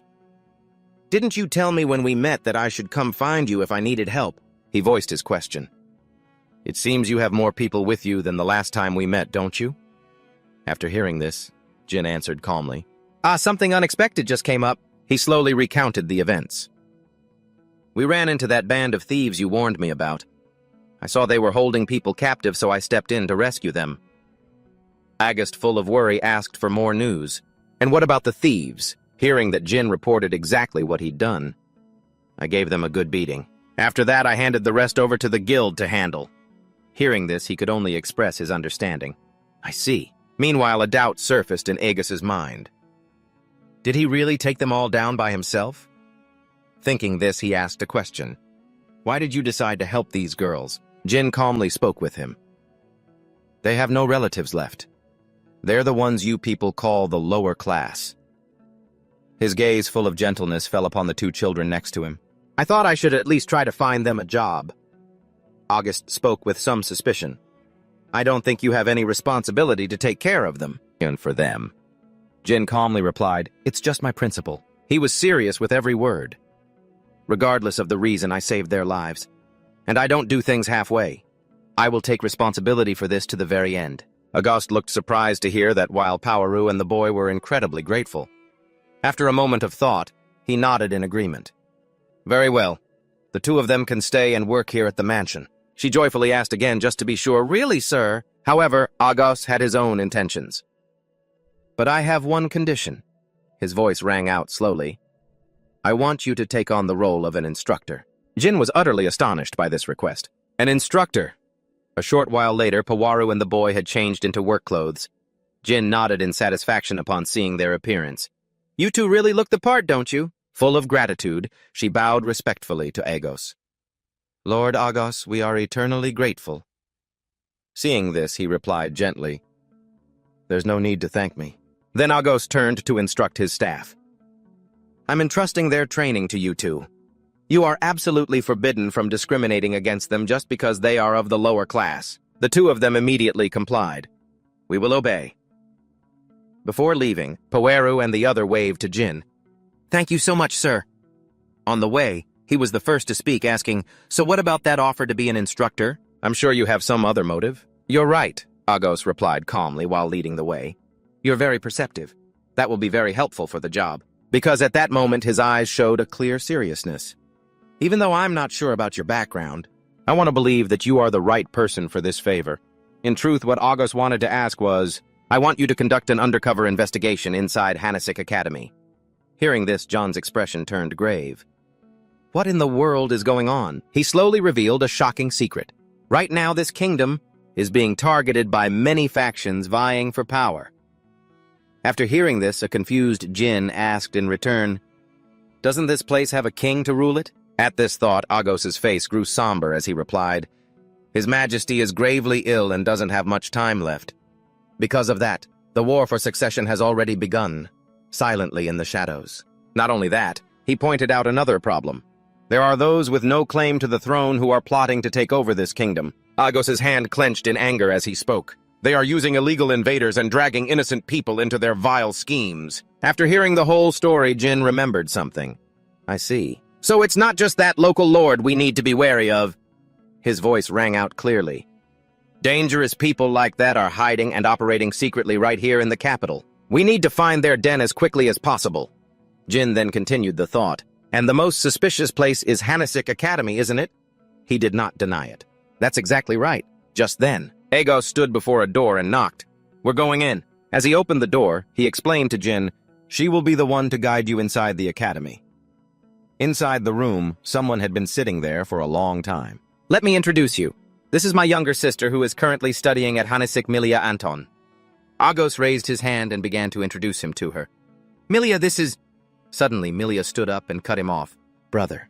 She stared at them arrogantly. Don't tell me you're planning to entrust the secret mission you mentioned the other day to this lowlife. He hurriedly shouted at her, Milia, that's incredibly rude of you. But Milia's attitude was fiercely defiant. What's so rude about it? Isn't the very existence of his lowly kind an insult in itself? She gently waved her fan back and forth between the two of them. I'll say nothing of the woman who looks like a country bumpkin, but this task cannot be entrusted to a lesser being. A commoner. Witnessing all this, Jin found it a little amusing. What a prejudiced young lady. I'm truly sorry. Please don't pay any mind to what she says. Karina came up close and whispered to him. Although the young lady is talented, she holds a deep-seated animosity towards those of the lesser races. After hearing that Jin gave his opinion, I see. You're not so different from her, are you? Just then, Milia fanned herself as she turned to her brother. Do you understand, brother? She listed her reasons for objecting. This isn't just a simple infiltration mission. He also has to fulfill all the responsibilities of an instructor. Finally, Milia concluded with one sentence. I don't believe a lesser being could possibly be qualified to teach others. Or does he actually possess the necessary credentials? Just then, Hakama spoke up, exposing him. Jin can't even read. This truth made him feel embarrassed. Don't say that. She suddenly emphasized the word, "What?" Milia was disappointed with his qualifications. Then he's completely unqualified. This isn't even worth discussing. Suddenly another voice rang out, continuing the thought. But the young girl spoke her mind sincerely. There are many things that only Jin can teach. Jin is truly more extraordinary than any of us. She fell silent, carefully evaluating Jin once more. A moment later, Milia arrogantly swept past him. It seems he has enough power to suppress and discipline the students, I suppose. Before leaving, her eyes were ice cold as she warned, but to be a teacher requires more than just brute force. And with that, Milia closed the door and left. Korea wearily rubbed her head and spoke up. First, about those students on the way here. I'd already guessed. That young lady was the one behind them. Agos, on the other hand, looked completely helpless. I am so sorry. I will be sure to discipline her sternly. Jin was very understanding and told him, don't worry about it. He quickly changed the subject back to the job at hand and asked, besides, as an instructor, what subject do you intend for me to teach exactly? Agos quickly answered the question. It's spirit magic. He calmly pointed out what he knew, and based on my assessment, he's extremely well-versed in it. I'm right, aren't I? Jin was silent for a moment. Then he opened his mouth and asked, so what part of spirit magic should I be teaching? He responded immediately. Just teaching the basics will be enough. Agos listed the necessary spirit arts. Fire starter, electric discharge, ice formation, and healing. If you can perform even just 2 of these 4 basic techniques, then you'll meet the requirements. With a deadpan expression, he uttered some rather frustrating words. Is that all? It's that simple? And it worked, leaving Agos stunned. He asked, what do you mean, is that all? Agos asked in disbelief. Don't tell me you can also use special spirit arts that only a select few are capable of, can you? Jin suddenly started thinking about a strange term in that sentence. Special spirit arts. After mulling it over, he understood. Wait a minute. So that bandit is actually considered one of the elites in this era. As Jin thought this, the corners of his mouth suddenly curled into a smirk. How interesting! Finally, he made his decision. All right, then. I think I'll change the common notions of this era a bit. Just like that, in the blink of an eye, a new semester was about to begin. A week had passed at Hana's Academy. The atmosphere of the entrance exam day was buzzing here. The applicants seemed very boisterous. Among them, Hakama had also come to take the exam. She seemed very focused this time. Rutman warmly welcomed Agos and Jin into the school. Oh my, it's a great honor for us to have you personally escort them here. He was being polite. Seeing you here a member of the Holy Knights, I'm guessing Unit 7 must be very busy. Please don't worry about it. It's simply our turn to carry out the mission. Hearing this, Jin, who was standing behind them, grew suspicious. Our turn. Agos didn't hide anything and calmly explained to him. Once a year, the Holy Knights take turns selecting a member to serve as a special instructor for this academy. And this year, that responsibility has been entrusted to Unit 7. I see. His words made Jin even more pensive. Am I really suited for this job? Jin was brooding over everything. His contemplation was caught by Rutman, who turned to look at him. Rutman then led the 2 of them to a room and said, This way, please. He opened the door to the room and introduced the person inside to them. The headmistress and the board of directors are waiting for you inside. Inside the room, the headmistress was looking at them with a cunning glint in her eyes. Agos stepped inside and bowed respectfully to her. It's been a long time, headmistress. The headmistress then let out a small smile, praising Agos's talent. Ever since you graduated as the top student, you quickly became a knight. Quite an outstanding one in such a short time, wouldn't you say? While the other 2 were talking, Jin just kept observing the room. Thank you for agreeing to assist us. It is a responsibility I must fulfill. The headmistress leaned back in her chair and said in a calm voice, I've also heard a few rumors. Hearing her insinuations, Agos's expression didn't change. Not only have you been solving problems with spirit arts, but you've also gotten dragged into internal faction disputes. Her voice was calm, but she was actually threatening him. I understand that you all can't mobilize much manpower because everyone is very busy. The headmistress stared straight ahead with a sharp gaze. She let out a criticism. However, that does not mean you people have the right to be disrespectful in this academy. In fact, the person she'd been alluding to this whole time was Jin. There was no doubt about it. Don't tell me you people are letting this guy be an instructor here. Are you? All 3 of them were giving Jin dirty looks. Seeing their attitude, he could only sigh helplessly. Please rest assured. Agos bowed once more, coming to Jin's defense. His abilities far surpass anyone else in my Unit 7. I myself can vouch for his talent, at least when it comes to practical combat skills. After thinking with a grim face for a moment, the headmistress finally made her decision. If you're so certain, then I'll tentatively accept it as the truth. Just as the headmistress was getting a headache over this, Gita, who was beside her, spoke up. But how are we supposed to handle this? Headmistress, I strongly object to this. He pointed right in Jin's face, spewing insults at him in this sacred and historic academy. There was no precedent for allowing an inferior race to teach. Gita, believing himself to be of a superior class, was vehemently opposed to this. This position is not a place for someone of a lower class. Are you trying to insult our academy? His words seemed to sway the headmistress. She wanted to hear Ruthman's opinion as well. Lord Gita has given his opinion. Lord Ruthman, what is your view? Ruthman pretended to ponder for a moment before stating his thoughts. I agree with him. Most of our students come from noble families. He voiced the thoughts of the students at the academy. Allowing an inferior to impart knowledge would surely be met with fierce resistance. From the students and even the faculty. The headmistress was satisfied after hearing this. She feigned a helpless sigh and explained, You see, my thoughts are essentially the same as theirs. But then the headmistress gave Jin an opportunity.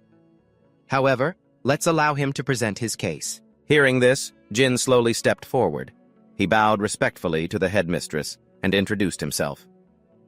Forgive me for my late introduction. I am from Kodama village. My name is Jin Sidhu. Seeing Jin's demeanor, the headmistress silently assessed him. Despite the terrible humiliation, he remained strangely calm. I completely understand your concerns. Jin replied confidently, his gaze sharp. However, I'd like to ask a small question. His question made Gita and Ruthman freeze. He posed his question. Am I unworthy of being an instructor simply because I belong to an inferior race? Even the headmistress leaned in, wanting to hear Jin's question. Or is it because I lack the actual skill? The headmistress, acting magnanimous, explained with eloquent words. Obviously, it's the latter. As long as you have the skill, nothing else matters. At the same time, she issued a challenge to Jin. So can you prove your abilities? August seized the opportunity and suggested, if that's the case, why don't we test him a little? They all went out to the training grounds together. At the Hanak Academy's Spirit Arts training ground, Gita stood facing Jin and began to explain, Because today is the entrance exam, there are almost no students around. He acted noble, pretending to reassure Jin. At least you'll avoid being embarrassed in front of a crowd. Jin just watched in silence, not bothering to reply. The headmistress stood between the two and announced the rules. The rules are simple. You two will fight using only spirit arts. The headmistress pretended to ask, but she was actually forcing Jin into a corner. You're here to apply for the spirit arts instructor position, so seeing your power firsthand is the best way to evaluate you. Isn't that right? The students who saw the scene couldn't help but be curious. What's going on? I heard there's going to be a friendly match. Milia listened to the chatter. She couldn't help but glance over. I think this is the first time I've ever seen Lord Gita fight. Hearing their nonsensical chatter, Jin cursed inwardly. What a waste of time. The headmistress and the others watched them intently from the sidelines. All right then, let's see what a member of the inferior race can really do. Even August couldn't hide his nervousness watching Jin. This is the first time I've seen him fight firsthand. He knew all too well what the physical abilities of the lower-class races were like. Those of the lower-class races are usually physically very weak. Even if they possess divine power, they can only unleash a tiny fraction of it. And that was it, because he knew this. August could only pray silently for Jin. I just hope my decision wasn't a mistake. Are you ready? Gita gave a sinister smile and spoke. All right. He didn't hesitate, immediately launching a fireball at Jin. I'll take the first shot. But Jin easily dodged Gita's attack. The students watching from the sidelines couldn't help but be amazed. Gita glanced at the group of students, feeling even more pleased with himself. It's not many, but there are still a few students watching. He began gathering his power again to prepare another attack. Bolts of lightning shot out from Gita, flying straight ahead, but no matter how powerful this attack was, Jin easily leaped up and dodged it all.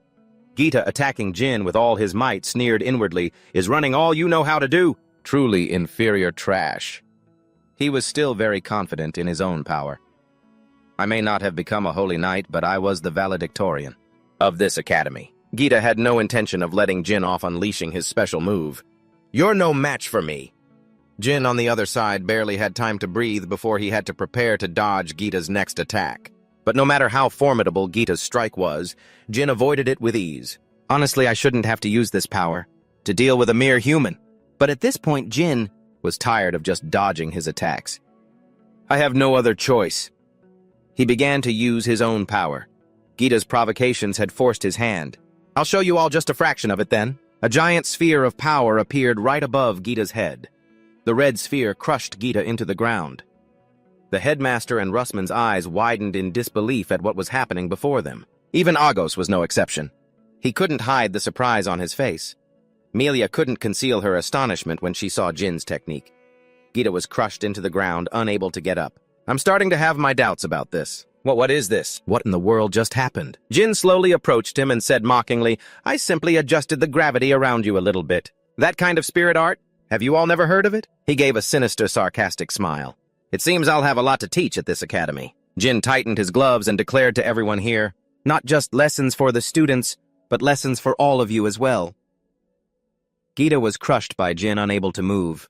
He struggled to lift his head, gritting his teeth as he glared at Jin. Jin just calmly snapped his fingers. After his snap, the sphere crushing Gita released him. Gita still hadn't learned his lesson, and continued to criticize Jin. What kind of trick did you just pull, huh? It was clearly spirit arts, don't you recognize it? Gita's shame turned to rage. He pointed a finger repeatedly at Jin's face and yelled, I've never heard of such a strange spirit art. You must have used some cheap trick. Hey, look at him! Seeing his behavior, the headmaster and Russelman could only feel helpless. This is truly... The two of them seemed to be completely won over by Jin's power. It seems like it's all over. I suppose so. The students outside who had just witnessed the fight couldn't help but whisper amongst themselves. In her heart, Melia had already guessed the secret to Jin's technique. There's no doubt about it. Those are spirit arts of a very high level. Did you see that with your own eyes? What in the world was that monstrous thing? She still couldn't believe it was real, constantly trying to justify her thoughts. How is that possible? Unlike us, who evolved with the protection of the spirits, that inferior race shouldn't possess any divine power at all. Melia glanced forward, her eyes blazing with hostility. Her attention was focused on Jin, her heart full of doubt. So what is he? Just who is that man? Please calm yourselves. A dignified voice echoed through the school grounds. 1 week later. This academy doesn't just provide knowledge from books. Its core objective is... The headmistress stood at the podium explaining to all her students to train true warriors, those capable of annihilating the rotten. Faced with her threat, some were confident, while others were afraid. Anyone who cannot keep up with the educational pace will be mercilessly expelled from the academy. In addition, the headmistress also made an enticing offer. However, for those who complete the program, joining the ranks of the Holy Knights will no longer be a distant dream. She stood authoritatively at the podium, reminding everyone, all results depend on your own abilities. Milia's group stood on a higher level. And looking down, they couldn't help but comment. We have quite a few new students this year, don't we?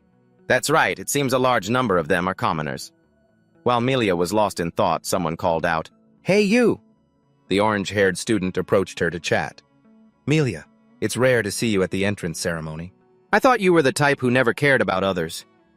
The two stood there talking. And what about you? If there was some prestigious noble among the freshmen, you'd want to suck up to them to save face, wouldn't you? Suddenly, the orange-haired boy looked down below in alarm. What's going on over there? His attention was drawn to Jin, sitting below. Why is someone from an inferior race sitting so brazenly in the seats reserved for instructors? Simply because he is a professor. Melia, having guessed the orange-haired young man's thoughts from his expression, wanted to know how he felt. What? From your perspective, what is your assessment of that man? That orange-haired young man, with a bewildered face, just stammered. In any case, Melia maintained her haughty attitude as she assessed Jin. He's just someone from a low-class race, that's all. Perhaps you're right. Sitting below Jin was also observing his surroundings. He glanced at everything, his mind calculating. This school is truly massive. This investigation will definitely take a considerable amount of time. Jin saw the students looking at him with faces that were less than friendly, and a goal formed in his mind. Even so, those glares are quite irritating. The first thing I need to do is get rid of this inferior race label. Even the instructor next to him seemed wary of sitting with Jin. If this keeps up, I'll attract more attention than necessary. Not to mention, with this investigation, I'm already becoming the most suspicious person in this academy, and so Jin already had a plan. First, I need to earn their respect. For now, everything is still peaceful at this academy. Gita at the podium began to introduce today's lesson. Now we will begin our class on spirit arts. He was very confident in this group of his students. And to ensure you aren't surpassed by the new recruits, you must all remain vigilant. I know this might be a concern for you, since you are after all the elite class. But then, seeing only a few scattered students, Gita let out a smug smile and said, "Yes, that's exactly what I wanted to talk about." Gita then feigned anger, scolding them. "What is the meaning of this? Why is attendance so sparse today? Have you all lost your passion?" Milia, sitting near the front, sighed helplessly. She knew exactly what was happening. It was only to be expected. Even while scolding them, Gita was inwardly smug, as if anyone would want to listen to a lesson taught by someone from the lower class. He himself was the reason for today's absences. I made sure to spread the news everywhere that today someone from a low-class race would be teaching. And yet Gita put on a bright, welcoming smile and invited Jin up to lecture. What a bother. Very well. Well then, let's begin. Sir Jin, please introduce yourself. Without hesitation, Jin stood before everyone. Allow me to introduce myself. My name is Jin. Hearing this, the students below were clearly displeased. I've been assigned here to instruct you on the fundamentals of spirit arts. I look forward to working with all of you. Just then, an orange-haired student crossed his arms and challenged Jin. Do you really think you're qualified for this? Jin noted his attitude and simply replied calmly, That's for you to judge for yourselves. Not only was Jin not angry, he even made an offer. If you feel that what I teach is worthless, you are free to leave my class. Then his expression darkened as he warned them, but there is one absolute rule you must remember. Jin looked at the power in his own hand as he reminded everyone there. You are absolutely forbidden from using this power to harm others. He then proceeded to teach them what he knew about the nature of spirit arts. It has the ability to nullify the super-regenerative powers of the corrupted. Jin used concrete examples to teach the students. However, this suppressive effect has no impact on the human body. You will only be inflicting simple physical wounds on them. Do you know why that is? With a solemn expression, Jin clenched his fist and declared, because this power was created for the sole purpose of destroying the corrupted. His overwhelming presence made even Milia wary. Therefore, I demand that you never abuse this power. Hearing this, a student in the class laughed and mocked Jin. Are you an idiot? Power is just power, nothing more. The gray-haired guy now had a provocative look on his face, deliberately taunting Jin. I was curious what a low-class being like you could possibly teach, and you're telling us not to use in spirit arts. His words made the whole class burst out laughing. Maybe you're just scared of us because you're a powerless member of that, a lowly race of yours. Isn't that right? And with that, the class started whispering and mocking him right in front of Jin. Jin wasn't surprised by their attitude. He just sighed softly and said, If you think I'm powerless, then prove it. This time it was Jin's turn to provoke the gray-haired student. What? Use the strongest attack you have on me. Jin then raised the stakes with a challenge. If you can give me even a single scratch, I promise I'll disappear from this place and never come back. Upon hearing this, the gray-haired student burst into wild laughter. Without holding back, he immediately unleashed his power. Don't come crying to me when you regret this, you low-class trash. It's not too late to back down, you know. Seeing that power, Gita could only clutch his head and scold the boy. Hey, you idiot, stop right now. Are you trying to hit me too? The gray-haired boy unleashed his power, attacking Jin. Take this! A massive wave of energy shot like an arrow toward Jin, striking the exact spot where he stood. It created a massive shockwave. The gray-haired student waited smugly for the result. Suddenly, a small dagger flew out from the smoke, whizzing right past him. The dagger embedded itself deep into the wall behind him, shattering a large section. Jin slowly emerged from the smoke. If I had truly wanted to, he said, you would have died just now. And that was the lesson he wanted to teach the gray-haired student. Judging others by their appearance is a fatal mistake. The orange-haired student, having witnessed the whole thing, was still stunned, his mind filled with questions. What was that? Was that even spirit arts? The entire academy was now wary of Jin's power. Just then he spoke up. You believed I was weak simply because I came from a lower race, didn't you? But the truth is, I am far stronger than you. With a clear air of authority, Jin spoke. So then, what do you think you should properly call me? Let me give you the answer. That last attack served as a lesson to establish Jin's dominance, and with that he made his declaration. A slight smirk appeared on his lips as he emphasized, Professor Jin, does anyone here truly understand the necessary conditions to activate spirit arts? He looked down at everyone below and specifically pointed out you, the one who just attacked me. Answer my question. The student stood up, flustered and anxious. It's simply based on one's own imaginations, isn't that right? He immediately summoned a spell, explaining as he focused his thoughts. Mages concentrate and raise their spiritual power, then. They transmit the image in their mind to the spirits to give them form. Isn't that the most basic knowledge? Hearing that answer, the corner of Jin's mouth turned up. Imagination does indeed play a very important role. However, it is not the essential condition to activate them. As he finished speaking, he summoned a ball of energy in his palm. The spirits will only truly unleash their power after they receive a specific wavelength frequency. Upon hearing this, the student's face went pale with shock. A wavelength? Frequency? Jin continued to explain. Fundamentally, there are a total of 8 main types of wavelengths. He carefully simulated and explained them. Incineration. In his other hand, Jin immediately summoned a second power. Discharge. Then he continued summoning a third energy. Healing. And so Jin gradually summoned the final energy. Freezing. These are all powers that you should have mastered by now. The students' faces froze. Jin continued his explanation. Besides the types I just mentioned, he summoned another form of magic. There is also the ability to manipulate gravity. There is. In his other hand, a radiant magic appeared.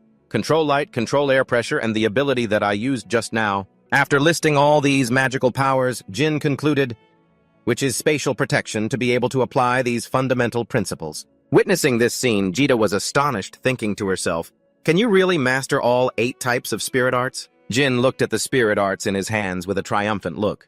It's just like how you launched that electric spear at me earlier. Visualization is an indispensable element. After a brief pause, a faint smile appeared on his lips. And now, Jin crossed his arms with a composed demeanor. Shall we begin the official lecture? Time passed until the class ended. Jin strode alone down the hallway, thinking to himself, all right, now that it's come to this, I need to begin my investigation within this massive academy. But just then a few students standing nearby whispered, that professor. Jin's eyes suddenly noticed the students' attitudes. Everywhere I go, I see students bustling about. I still haven't found any truly suspicious locations. Seeing Milia standing nearby, an idea flashed through Jin's mind. Perhaps I should search for the restricted areas where students aren't allowed. His eyes narrowed as he glanced over at her. As if her sixth sense was warning her, Milia also looked towards him.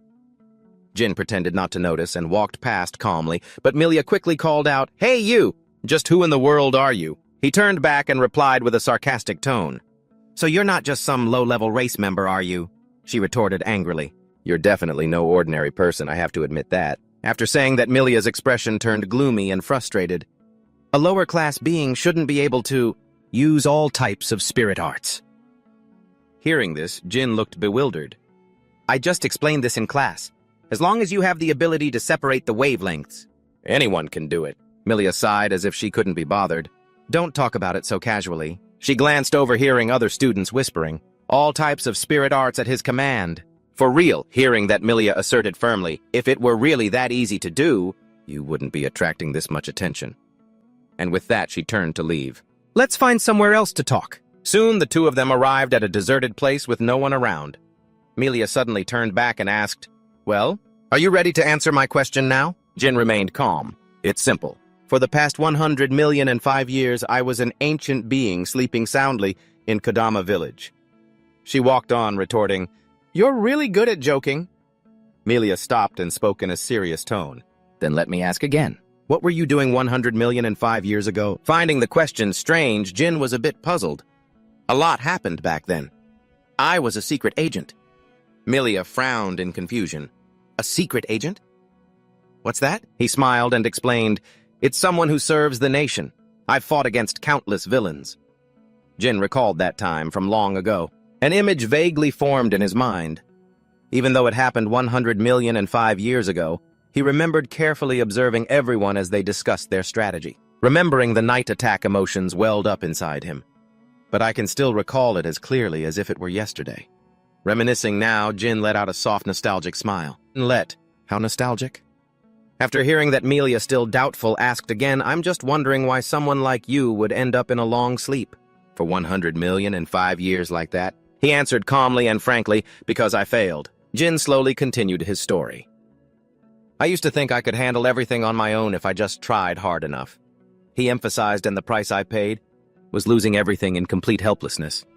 I accepted this position as an instructor, with the hope that all of you students would help me when I run into trouble. Hearing this, Melia inwardly wondered just how much of what he said was actually true. After finishing his story, Jin asked blankly, "By the way, where are we heading?" She walked ahead with a calm demeanor. "In any case, I suppose I should fulfill my duty as a guide." A moment later, Melia led him to an old room. It was dilapidated, dusty, and covered in cobwebs. "We're here." Jin entered with a hint of suspicion. "What is this place?" Melia explained bluntly. "This is the room where instructors store materials for their classes." Hearing that, he stroked his chin thoughtfully. "So this is just a storage room." Jin began to look around the place. Suddenly, he spotted an owl statue on a bookshelf. As his eyes met the statue, Jin's gaze narrowed as if he sensed something strange. He immediately turned to Melia and asked, "Why did you bring me here?" She took out a stack of papers.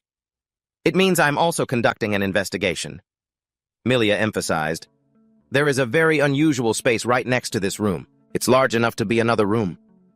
Jin reached out and touched the statue. Seeing this, she asked, "It's very suspicious, isn't it? If there's something hidden, it must be right here." He was silent for a moment, then replied, "I see." Not long after he touched the statue, a secret passage appeared. Seeing the dark passageway, Jin thought, "It seems your guess was spot on." Melia wondered, pointing at the passage. "How did you know?" He answered casually. "Although this area is covered in a thick layer of dust," Jin pointed directly at the owl statue and stated firmly, "This spot alone is strangely clean." The rest was based on intuition from my experience. Then he decisively stepped into the passage. "I'll go inside and check. You should wait out here." Hearing this, Melia cried out in alarm, "Wait! I want to go with you." Jin stopped and warned her frankly, "If there's something inside, it could be one of the corrupted. This will be very dangerous." "You know that, right?" She frowned and asserted, "Please don't underestimate me." Melia puffed out her chest confidently. "After all, my scores are among the top of my class this year, and I have skills that are just as good as my brother's." Hearing this, he gave a small smile and nodded. "All right then, I'll trust in your abilities." And with that, Jin took the lead with Melia following carefully behind. As they walked, Jin could sense that the path led deep underground. Hearing that, Melia thought to herself, light manipulation techniques really are convenient. After walking a bit further, Jin suddenly spoke up. "If this were a fantasy story, I have a feeling a monster is about to appear." Hearing this, Melia suddenly froze. "Fantasy?" Then she asked, "By the way, going back to what we were talking about earlier, if you fought villains for such a long time, do you have any leads on who the culprit might be?" Jin gave a strained smile. "You're asking too many questions for one day." Afterwards, he sighed softly to himself. "I guess." The image of Ruthven suddenly appeared in his mind. It's possible that Lord Ruthven is also involved in this. Melia was stunned. "How did you know?" Jin reasoned. "He appears very calm when talking, but when he's not speaking to anyone, his mind seems to be elsewhere. That's a common trait among those who are forced to do things against their will, contrary to his initial intentions." He recalled everything and recounted, "His guard was also unusually strong, but I pretended not to notice." After hearing that, Melia also furrowed her brow in thought.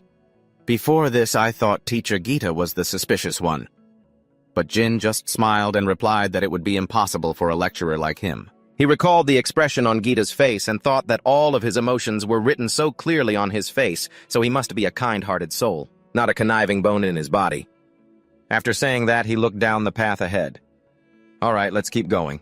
Suddenly, they both saw a scene of swirling dust and white smoke in front of them. Melia walked while looking up, observing. "It's hard to believe there's a space this vast down here, underneath the Academy's cellar." As they were walking, Jin suddenly stopped. "This is..." Seeing that, Melia also felt a flicker of fear. "What's wrong?" he exclaimed in astonishment. "To think it would be in a place like this." Jin looked at the sturdy gate before him and thought to himself, "The gate to the laboratory that Kagura left behind is everywhere." Jin looked up at the door. It stood towering before him, and he silently marveled. This is the laboratory Kagura left behind. He carefully observed the faint blue light that coated the entire door. A number of calculations flashed through his mind. This door is protected by nanoparticles. That has to be it. At the same time, Melia stared stunned at the giant door before her, unable to hide her doubt. A huge gate like this is located beneath the academy. She took a soft step closer to Jin and asked in a low voice, "Do you think we can get inside?" He placed a hand lightly on the door and replied calmly, "Basically, you need an access key to get in." Milia looked bewildered at his words. "An access key?" Jin, still carefully observing his surroundings, replied in a calm voice, "Think of it as a conduit to open this door." With that, he quietly rested his chin on his hand, lost in deep thought. Memories suddenly flooded Jin's mind. The light from the small key on Hakama's neck flashed in his memory. He carefully analyzed back in that Kodama village. Hakama was the one who inherited the key. It's very likely that someone here has received a similar inheritance. Jin frowned slightly. If that's the case, then... Before he could finish his thought, a faint light immediately escaped from his hand. Jin then placed his hand on the solid steel door. A system voice echoed in the silent space. "Confirming highest level access authorization." Jin was unlocking the door. In just a moment, the massive door slowly swung open. A blast of freezing air immediately poured out. Jin stood calmly waiting until the door was fully open, then let out a soft sigh. The one who intends to sow chaos in this nation. He led Milia inside. Before them was a giant monster imprisoned in an iron cage. Jin said in a low voice, "Is the one holding the access key?" The moment Milia saw it, she immediately took several steps back in fear, her voice trembling. This horrible thing is right under the academy." She turned to look at Jin, her eyes full of suspicion. "But how did you open the door?" "Didn't you just say you needed an access key?" Jin continued to walk forward nonchalantly, calmly replying, "The Ancient Ones were very special." Milia watched him, countless questions rising in her mind. Ancient Ones. She frowned slightly, silently reasoning to herself, is he really a person from 100,000,005 years ago? Jin didn't seem to bother with Milia's thoughts. He just strolled along. Slowly observing each monster locked in the iron cages, Jin suddenly stopped and sighed softly. "How strange." He narrowed his eyes slightly, his mind filled with doubt. Why would they let themselves be captured so obediently? Jin glanced over at the other monsters. He quietly calculated. Even the other corrupted ones are the same. They show no signs of wanting to attack at all. He suddenly remembered the monster he had encountered before. Come to think of it, the corrupted monster the bandits had was just as silent when it was in its cage. Jin was deep in thought. And most importantly, he silently looked at the giant monster before him, countless questions rising in his mind. A corrupted one of this immense size. How did they manage to bring it all the way in here? At that moment, Milia, gently fanning herself with a fan, suddenly spoke up.